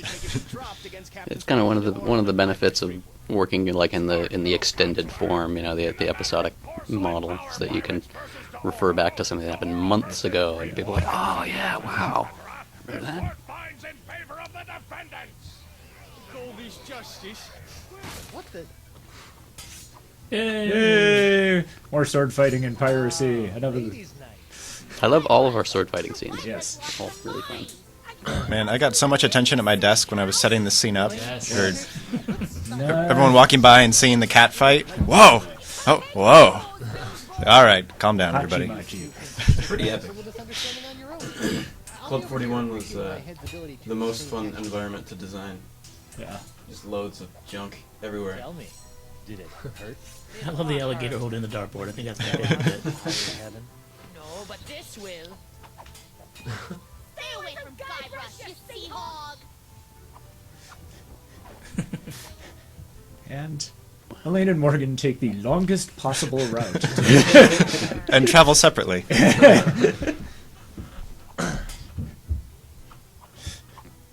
I don't know if it's going to show it, but Derek's painting of the seductive... Oh yes, the Merfolk. the odalisque pose. Yeah. Merleader. Really disturbing. Yeah, take a look at that next time you play the game. I don't know how you can miss it. I try to block it out, actually. Don't ask me. Ask your crazy wife. I'm gonna run you through, you high seas hussy. Elaine, you should know that Morgan and I. Now I gotta shoot. Kate's over there playing Mumbledy Peg. Yes. Catherine. Like grind stump in the back. His chin. Good for nothing. He's a little bit scared, but he's just chilling, mostly watching. Protecting his bottles. Honey, you are formally summoned to appear before the court of Judge Grindstump in the case of the people of Flotsam Oh, versus poor baby Guybrush manatee Threepwood. head. Mighty Pirate. Yeah. TM. And I really the like all of Yeah, Did they actually name him? Is she named Trixie? I think so. Okay. You also have the screaming narwhal up there. All of Vanaman's dialogue in this scene is great. The keep your hands away from my husband's pants is a great line. I told you I had a job to do. Sure, just doing your job. Tell me, aside from all the silver, how are the benefits? Guybrush. Do you get health care for the repetitive stress injuries caused by all the backstabbing This is and a good cutting scene, off people's yeah. hands? Guybrush's. Is that Sean as well? We really wanted Guybrush's sort of last words to Morgan to be words of annoyance and anger to increase the insane poignancy of what's to come. Spoilers. Spoilers. Spoiler alert. Some idea of what a fine of Ah, here comes some fan service. As Elaine recounts the entire history of her relationship with Guybrush. After shanghaiing a crew to take him to Monkey Island, he totally failed to rescue me from the evil clutches of the ghost pirate LeChuck. One wonders why she stays with him, given the truth behind all this stuff. It's all filtered through the pox. One went looking for the treasure of Big Whoop. I didn't hear from him for 3 years after that. Turned me into a statue. Ah, the left the seat up joke. It's evergreen. How often do we use that? Yeah. It's really fundamentally at the disparity between the sexes right there. That is the wall between us all. Buccaneers of Flotsam. You all believe that And now comes what we call a huge chunk of cheese dialogue, which thank God we had Dennis come in to make this scene actually much better than it had any right being, because it's really just a bunch of guys talking. That's true. It's actually the longest cutscene in the entire season. Yeah, I had to sit next to Dennis while I did all this, and it wasn't fun for anyone. It was just how do we make this look interesting? There's a lot of camera cuts, a lot of awesome acting. So. Unfortunately, the voice goes in pretty early, and the animations and the camera work and stuff like that go in pretty late. So there was a long period of time where if you were playing the game, you saw the scene and it was just static. Sugar cakes? This is a long scene. But yeah, It's like a third over. It's the turn from the end of the second act to the beginning, or the end of the first act to the beginning of the second act, and it's just like big long cutscene at the end of it, and then a big long cutscene at the beginning of the next one. But Yeah, this wasn't even the worst part. We're not even to the worst part yet. this is actually the cool part. Well, and the thing is, like, I think this might have been Dennis's only cutscene in Monkey that he's ever done, or at least his first. Yeah, his first. So he was working completely blind in a new project, and I think he did a pretty damn good job. Oh yeah. My name is LeChuck, and I can tell you exactly what Guybrush did. This was one of these things. Early on, we knew this had to be the ultimate hero turn for LeChuck. In order for anything that's to come to work, LeChuck had to be believable right at that moment as the guy who's saving Guybrush. And I can attest to all of this. I think it's a good testament to the cutscene and the acting. It actually kind of works. People believe it. Yeah, it was basically what we were imagining was that you as the player would be right along with Guybrush in not really believing that LeChuck had turned good for a long time, and that this would be the spot where you would question yourself and really think, well, geez, maybe he really is a good guy. Just saved me. Or lack thereof. Off with your head! But wait, there's more. It turns out I had an unknown. But wait, there's a whole lot more. Corridors. A power far more insidious Should than we start pointing the finger at the voodoo lady? I Yes. submit to the court. This journal. This journal, which we're not going to show you, but which actually has lots of pages of the voodoo lady explaining her plot. Trust us. It's in there. What the what? In these pages, you will find detailed plans laid out by the voodoo lady over the course. Quick, read it, read it. I really love his pronunciation of voodoo lady. My seemingly endless cycle of ironically comical death and disturbing resurrection. My obsession with the darling Elaine. It's all because I remember Dennis going through a few different revisions of how Elaine reacts to that line. Yes. Yeah. About how into it she is, or how she blows him off. I've always been amused how when LeChuck changed from demon to human, his hat and belt buckle became happy. Yeah, happy. Yeah. I've had it up to me eye patch with all this land-loving lollygagging. I'm off to plunder me some treasure. That's Elaine basically speaking for the player at this point. I've had it. go cure your wife.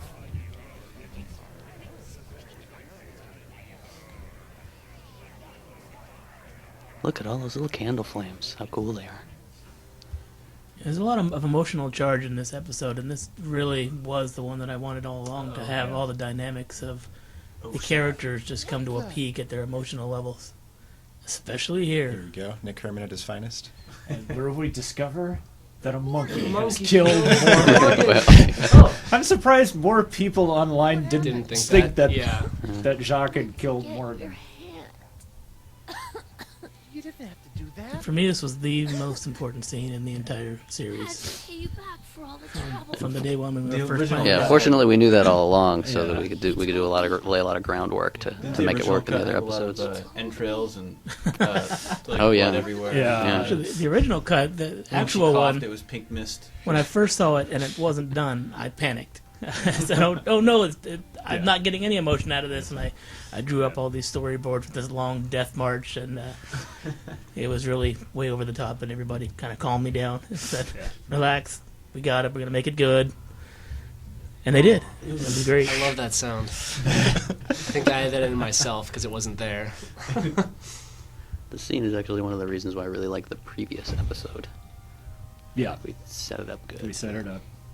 And also, this is my favorite right here. Cue music.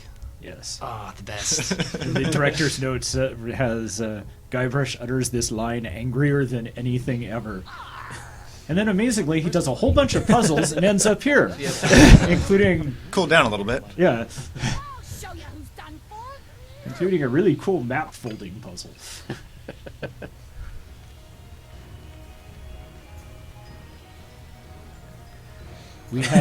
we had to work on getting this puzzle. Designing this puzzle took like 2 weeks to come up with things that made use of everything that we had done in the rest of the episode. So we ended up with moths eating a turban. I wasn't convinced the hand hat was going to work. Without my hand to supply him with more jus de vie, all those wounds you've been inflicting are starting to catch up with him. Seeing Bald descend makes it all worth it. Yes. Bald is almost always funny. I've got about 3 characters in Sam and Max who are going to make Bald. Including Sam. Wait. Oh! I think that's our, Fargo. What's, no, that was, the Wilhelm Wilhelm scream? Wilhelm, yeah. Wilhelm scream. Too much to ask. At least I've got the sponge back. Is that the first Wilhelm in a Telltale game? I don't think so. No, couldn't possibly be. I'd hope not, but I couldn't Guybrush place it. got much better at throwing by this point. He practiced while he was in the manatee. Yeah. That was a little anticlimactic. Whoa! Now that's an Esponja Grande. But how will I use it to cure... Here's a little thing you may notice about my writing. I'm a way too big a fan of interrupting lines with actions. It drives our choreographers batty.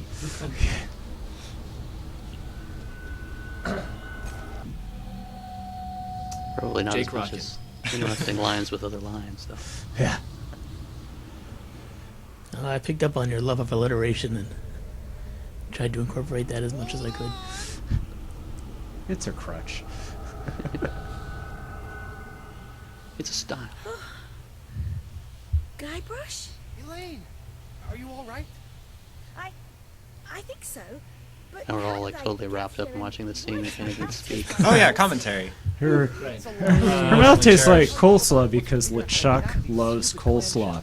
That's a little-known monkey fact. Everybody's happy. LeChuck has the exact same key he had from the second episode. We were so happy when he realized he had one of those.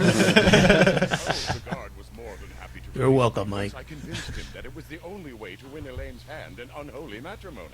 Unholy mean, that what? wasn't planned from the beginning? When we did the first episode, we thought I would never guess that Unholy This was going to get called back. Over and over. And It was done brilliantly. Is that you? So I got to do Morgan's death and Guybrush's death in this Yeah. episode, and Yeah. Way to keep killing off our characters, man. yeah, They spent a lot of time in HR. Who's about to plunder the grandest You're good at the treasure in murder. all creation. But I'd be willing to share my booty if you catch me drift. again, in the I'm Not Proud department, a booty joke during Guybrush's death. Yeah. Biggest emotional moment. I like Guybrush watching. Yeah, Guybrush. Yeah. LeChuck is really rubbing it in. And together That's- we'll lay a bloody siege to the very heart of voodoo itself. Go to hell. You originally had a much more overt joke of some Can't sort say in I there hadn't that tried. we took out. Looks like Probably. We'll be doing this with all that voodoo. I love this shot. Yeah, this Yeah. is definitely Greg Killian. This Yeah. is- It was originally called for to be a much longer Guybrush view, but Greg kind of smartly trimmed it. Ah, that be the stuff. Anything.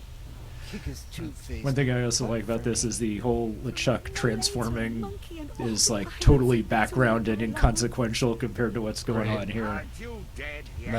That melee to monkey line is probably my favorite Elaine line in the whole series. Yeah, no, I love that. I love that delivery. Also, Great Earl. read. Earl Bowen. Earl Bowen, everybody. And everybody went, Out of respect for the newly deceased, I feel I should point out that you waved your sword. He looks so weird after seeing him for like most of the season as a good guy. Yeah. You fight like a pox-infected undead cow.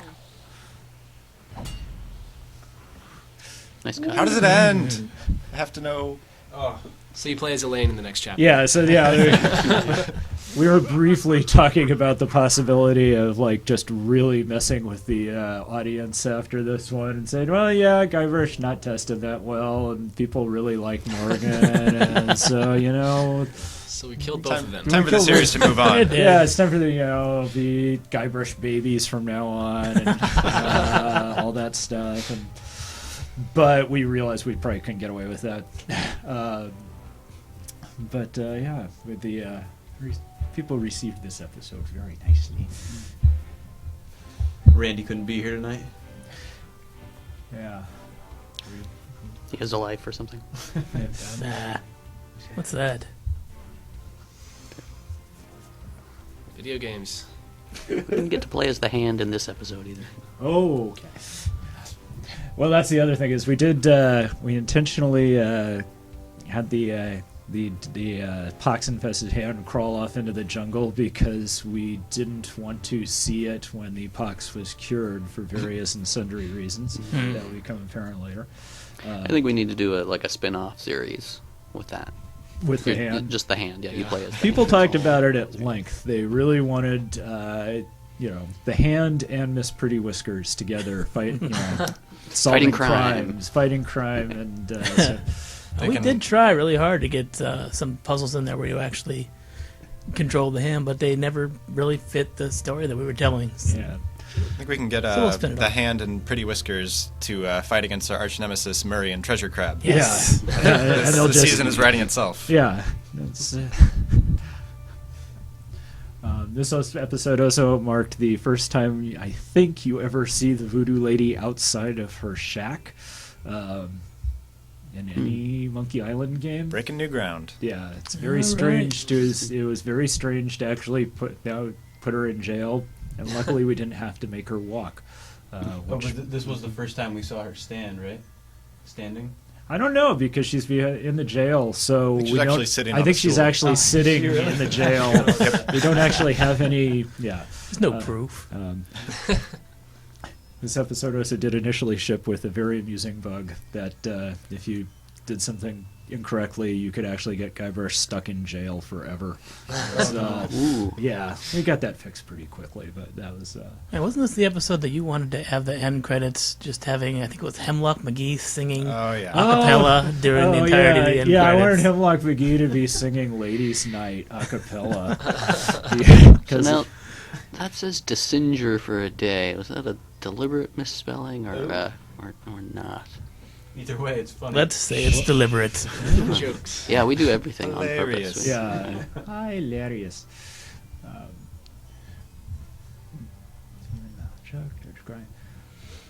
We don't usually put much of the content of our games in the hands of the audience, but we did do that this time. We ran a contest, and people submitted lines to be used in the trial scene. Yeah, and we ended up selecting the "He Ruined My Perfectly Good Ex" because we figured we could probably dismiss that case with just about 2 lines of dialogue, and it would be the easiest thing for us to do rather than making a huge art-intensive puzzle out of it.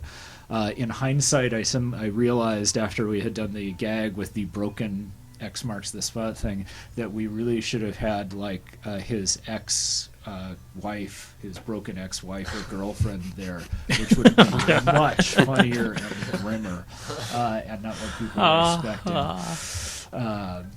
It probably wouldn't have translated as well. My perfectly good ex. Still, perfectly good hindsight. ex. Yes. Speaking of ex, who's ex Adam? That is my brother. Hey, Hey. shout out. Sweet. Booyah. How do you pronounce that? Adam. Uh-huh.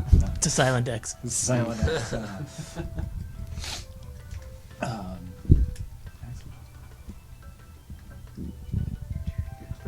Brendan.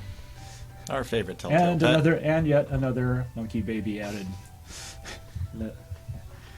Lots of babies were made during this Yes. production, as it should be. That's about I think about the 6th or 7th as of the 4th episode. So yes. We make them almost as fast as we make the game. All right. We're gonna wrap it up now. All Take it right. easy.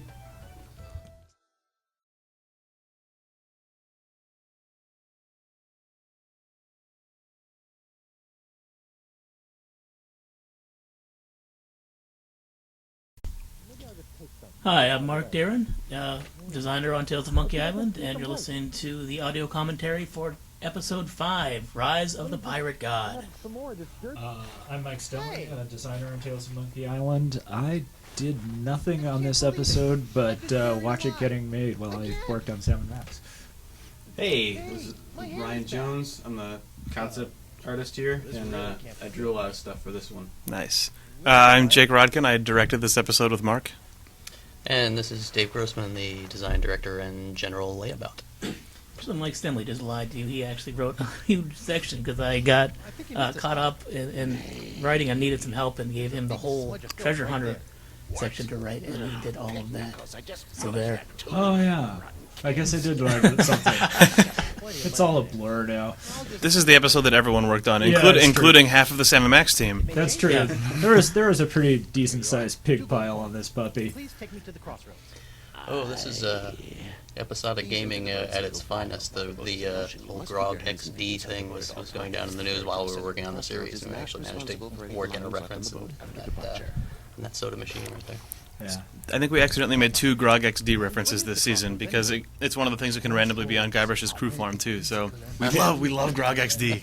If you don't know what that's about, look it up online. There's a funny story about that. I love how Guybrush looks as a ghost.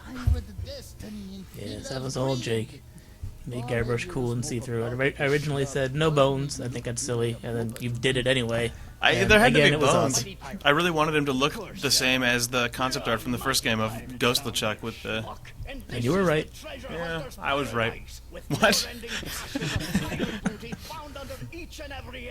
Wasn't there originally a creepy hand sticking out of the side of that pile of gold? Yeah, there was a hand holding a torch. Murray? It made no sense. Goodness. Not that I'm scared of Murray. Murray's a punk. You hear that, Murray? You're a punk. This episode was definitely the hardest one to write. Yeah, by the time we got to this episode, we had kind of reached the climax of the story in the previous one when Guybrush got killed.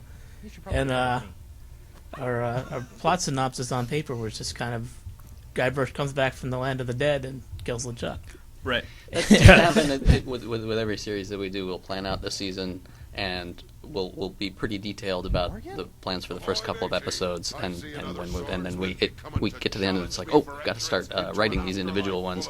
And meanwhile, the end of the season is kind of very loosely planned in that way, and then we finally get to episode 5 and we're like, oh, wait, there's some work we forgot to do. There has to be a game. We need to wrap up all these plot threads. No. Happy to know that I mean, no, it works like a well-oiled machine at all times. What? Death must have scrambled your noggin.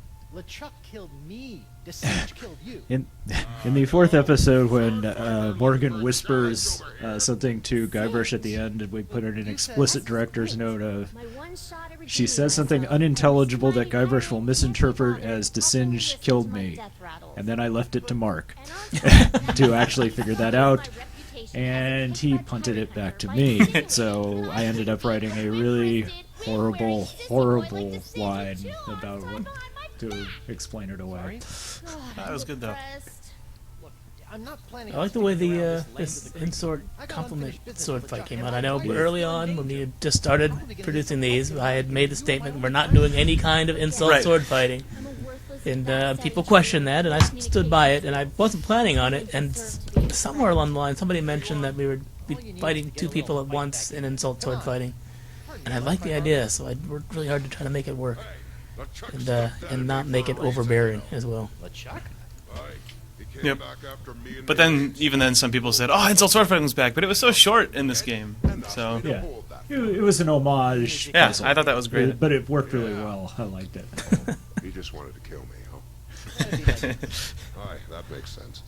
Smaller men quiver at my unmistakably masculine swagger. The way I wave this sword around, it's like I'm a little boy. Believe me, you're all woman. I'm useless. We also talked about having that guy with the missing head have his head wrapped up in bandages and only half a mustache in a cast. Oh yeah. He's supposed to be really messed up. Yeah. Oh, I think it's because people were concerned that he would look very similar to another male character in this scene who's sitting right next to him. But Morgan, right? Yeah, Morgan. Is that a good idea? Or not.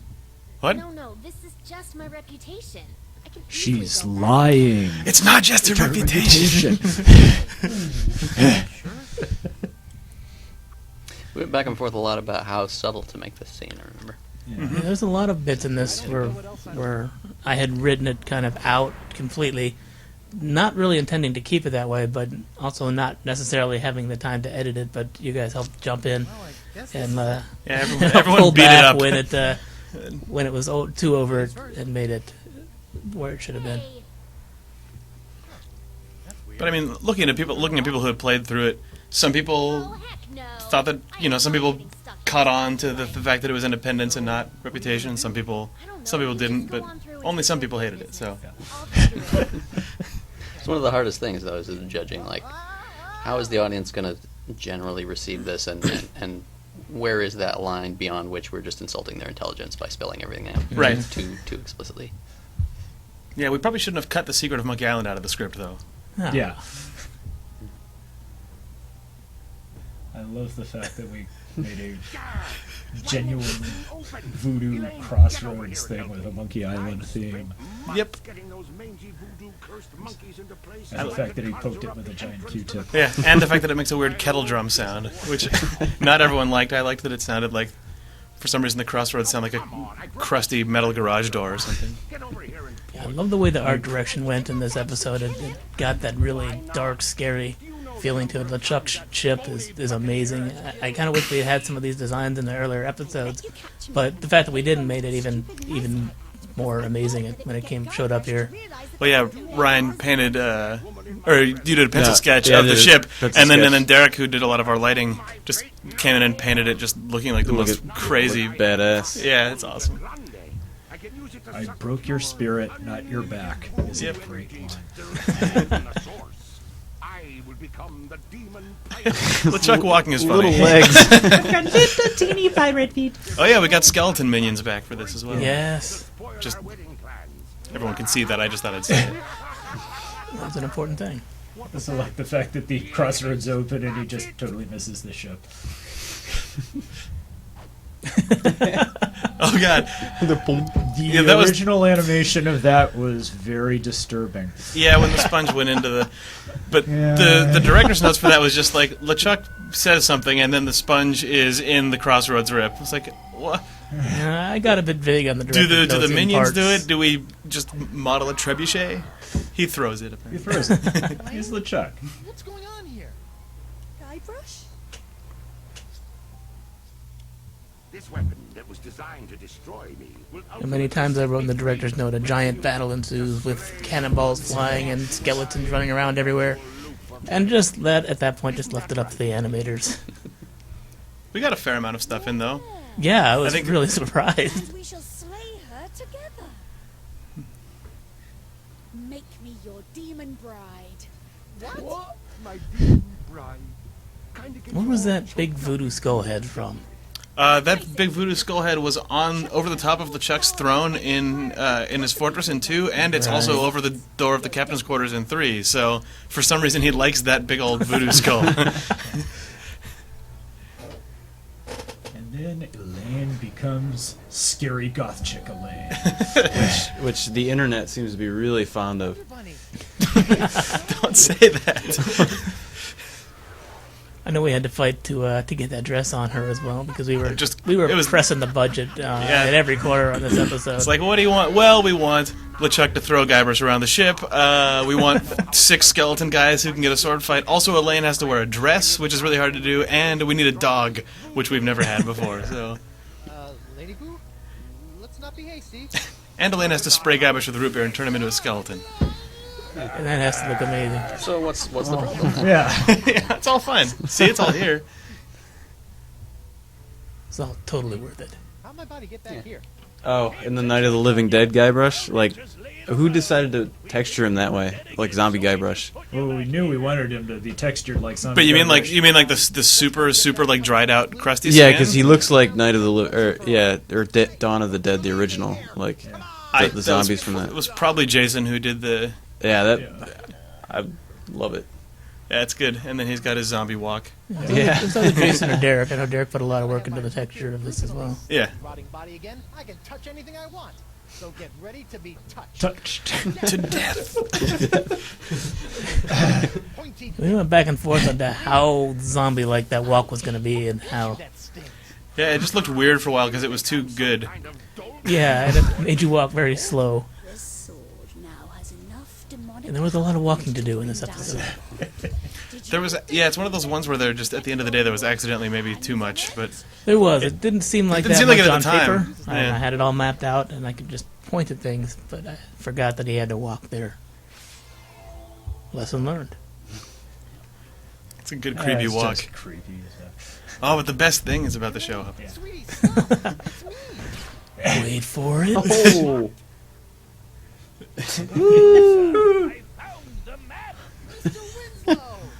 Winslow easily became my favorite character to ride for. And that it's was like him too. The people on the forums kept him for more Winslow, so like his original part was meant to be smaller. Yeah, but, well, yeah, he wasn't in 4, but then it was like, if he's in 5, he's got a... Oh no, it was originally Elaine who showed up on the ship. Yeah. Yeah. And she'd learned about this stuff from the Mer Leader. Yeah. But then we it was got like Elaine in all of the... Make Elaine evil and leave her on the ship, and then Winslow, for some reason, just knows.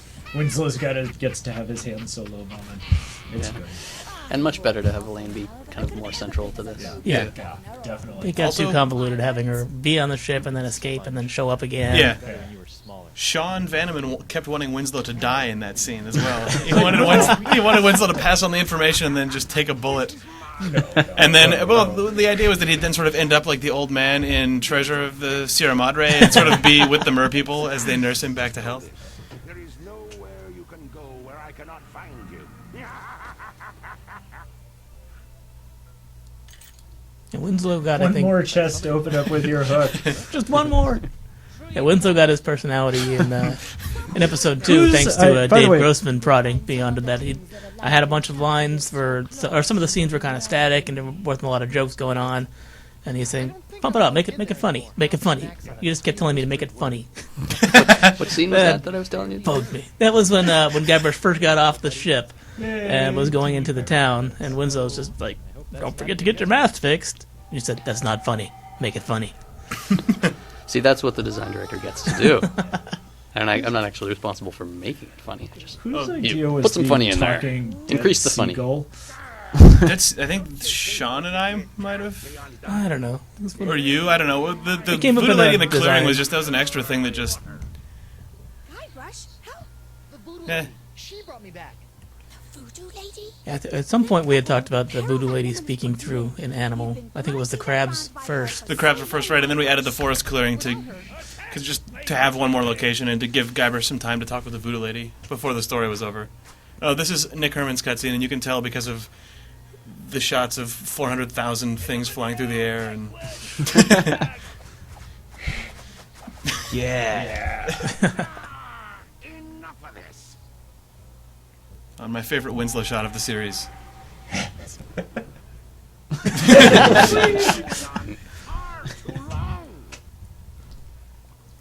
Elaine is mine, my demon bride, to make me. I think at some point that last puzzle involved climbing on those frozen tridents that were stuck in the air. Oh, jeez. But it was complicated enough as it was. Well, the original version of this puzzle was just Guybrush is in the afterlife, LeChuck is jumping back and forth, and you close it. Was that it? Yeah, that's pretty much it. And then it turned into like Lethal Weapon.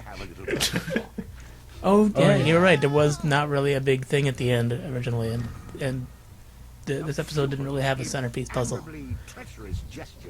So we worked hard on getting that in at the last minute.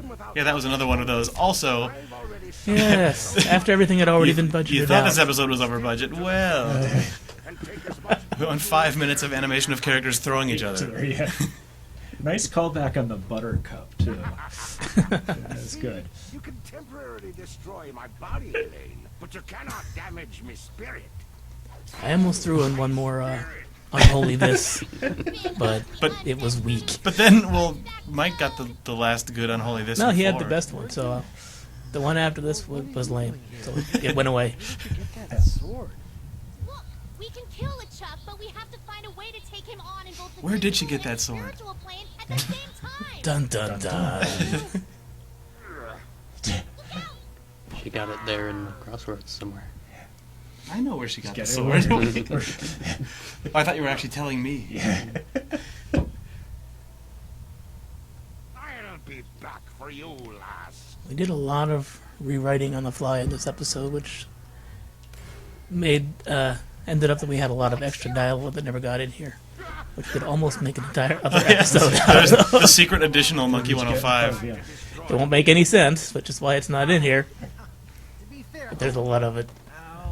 Can we just put it on the DVD? Where is it? I think we should. Oh yeah, we got to do the thing with every character just sitting in bleachers doing a table read of all the cut dialogue.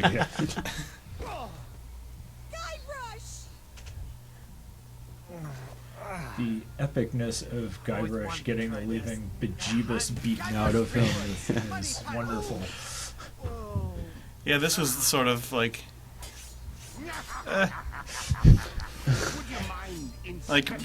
you know, we had a human LeChuck who was goofy, and that was kind of a reflection of LeChuck sort of has trended towards being a sort of goofier villain over the entirety of Monkey Island. After Yeah.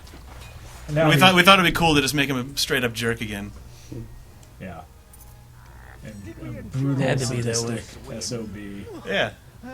Just no one likes this guy, but he's so nice, or at least he's like funny.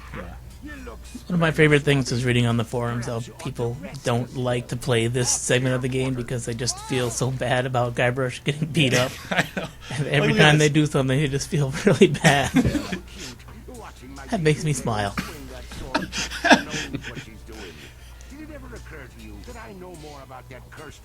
So LeChuck got his horns back, but didn't get the tusks. Yeah.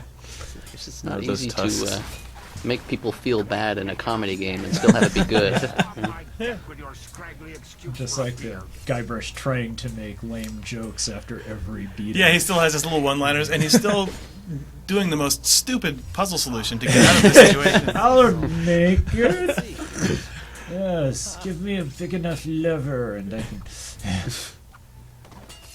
And I can't compliment Dominic enough for his performance throughout, and the level of emotion that he was able to put into this goofy character.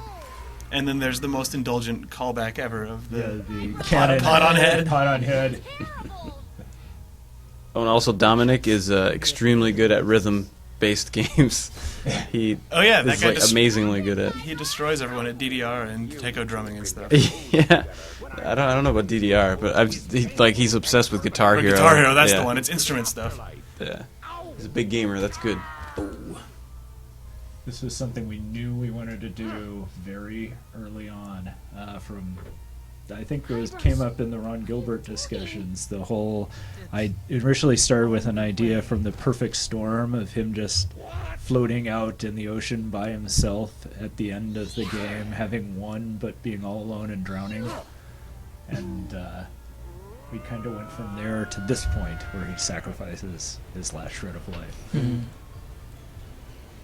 And the idea about the ring being kind of the final thing in the game, the final puzzle bit that you had to do, is also one of the ideas that came out of those sessions with Ron Gilbert. Is it over? And that pun will not localize. Darn. Thought we learned that lesson 20 years ago. Oh well. Yeah, when you use a monkey wrench on the center of the crossroads. Exactly.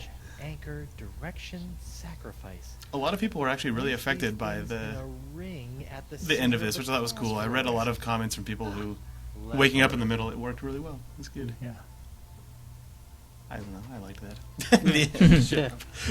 Wow, what a rush! I noticed there was a lot of people commenting that they thought it would have been interesting if it had just ended before this part where he just is stuck in the afterlife.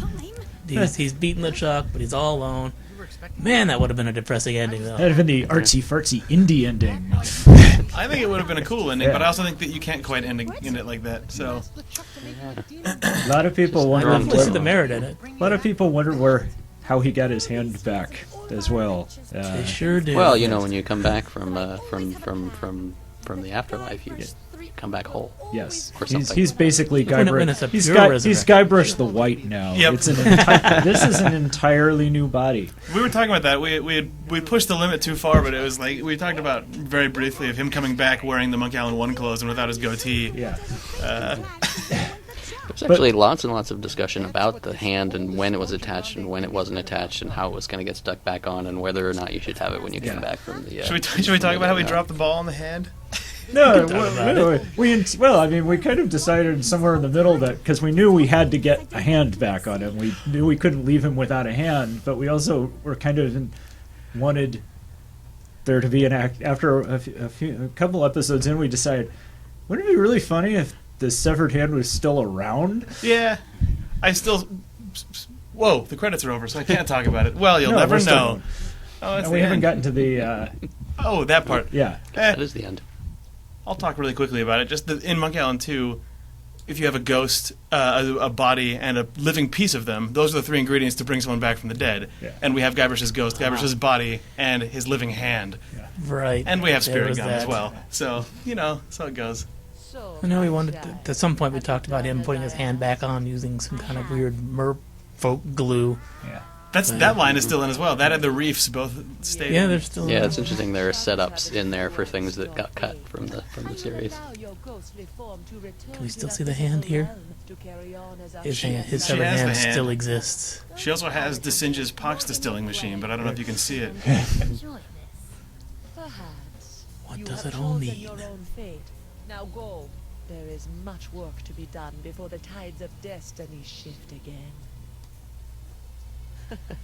You ain't kidding. Whoa. Is that it? Thanks for listening. Yeah. Yeah.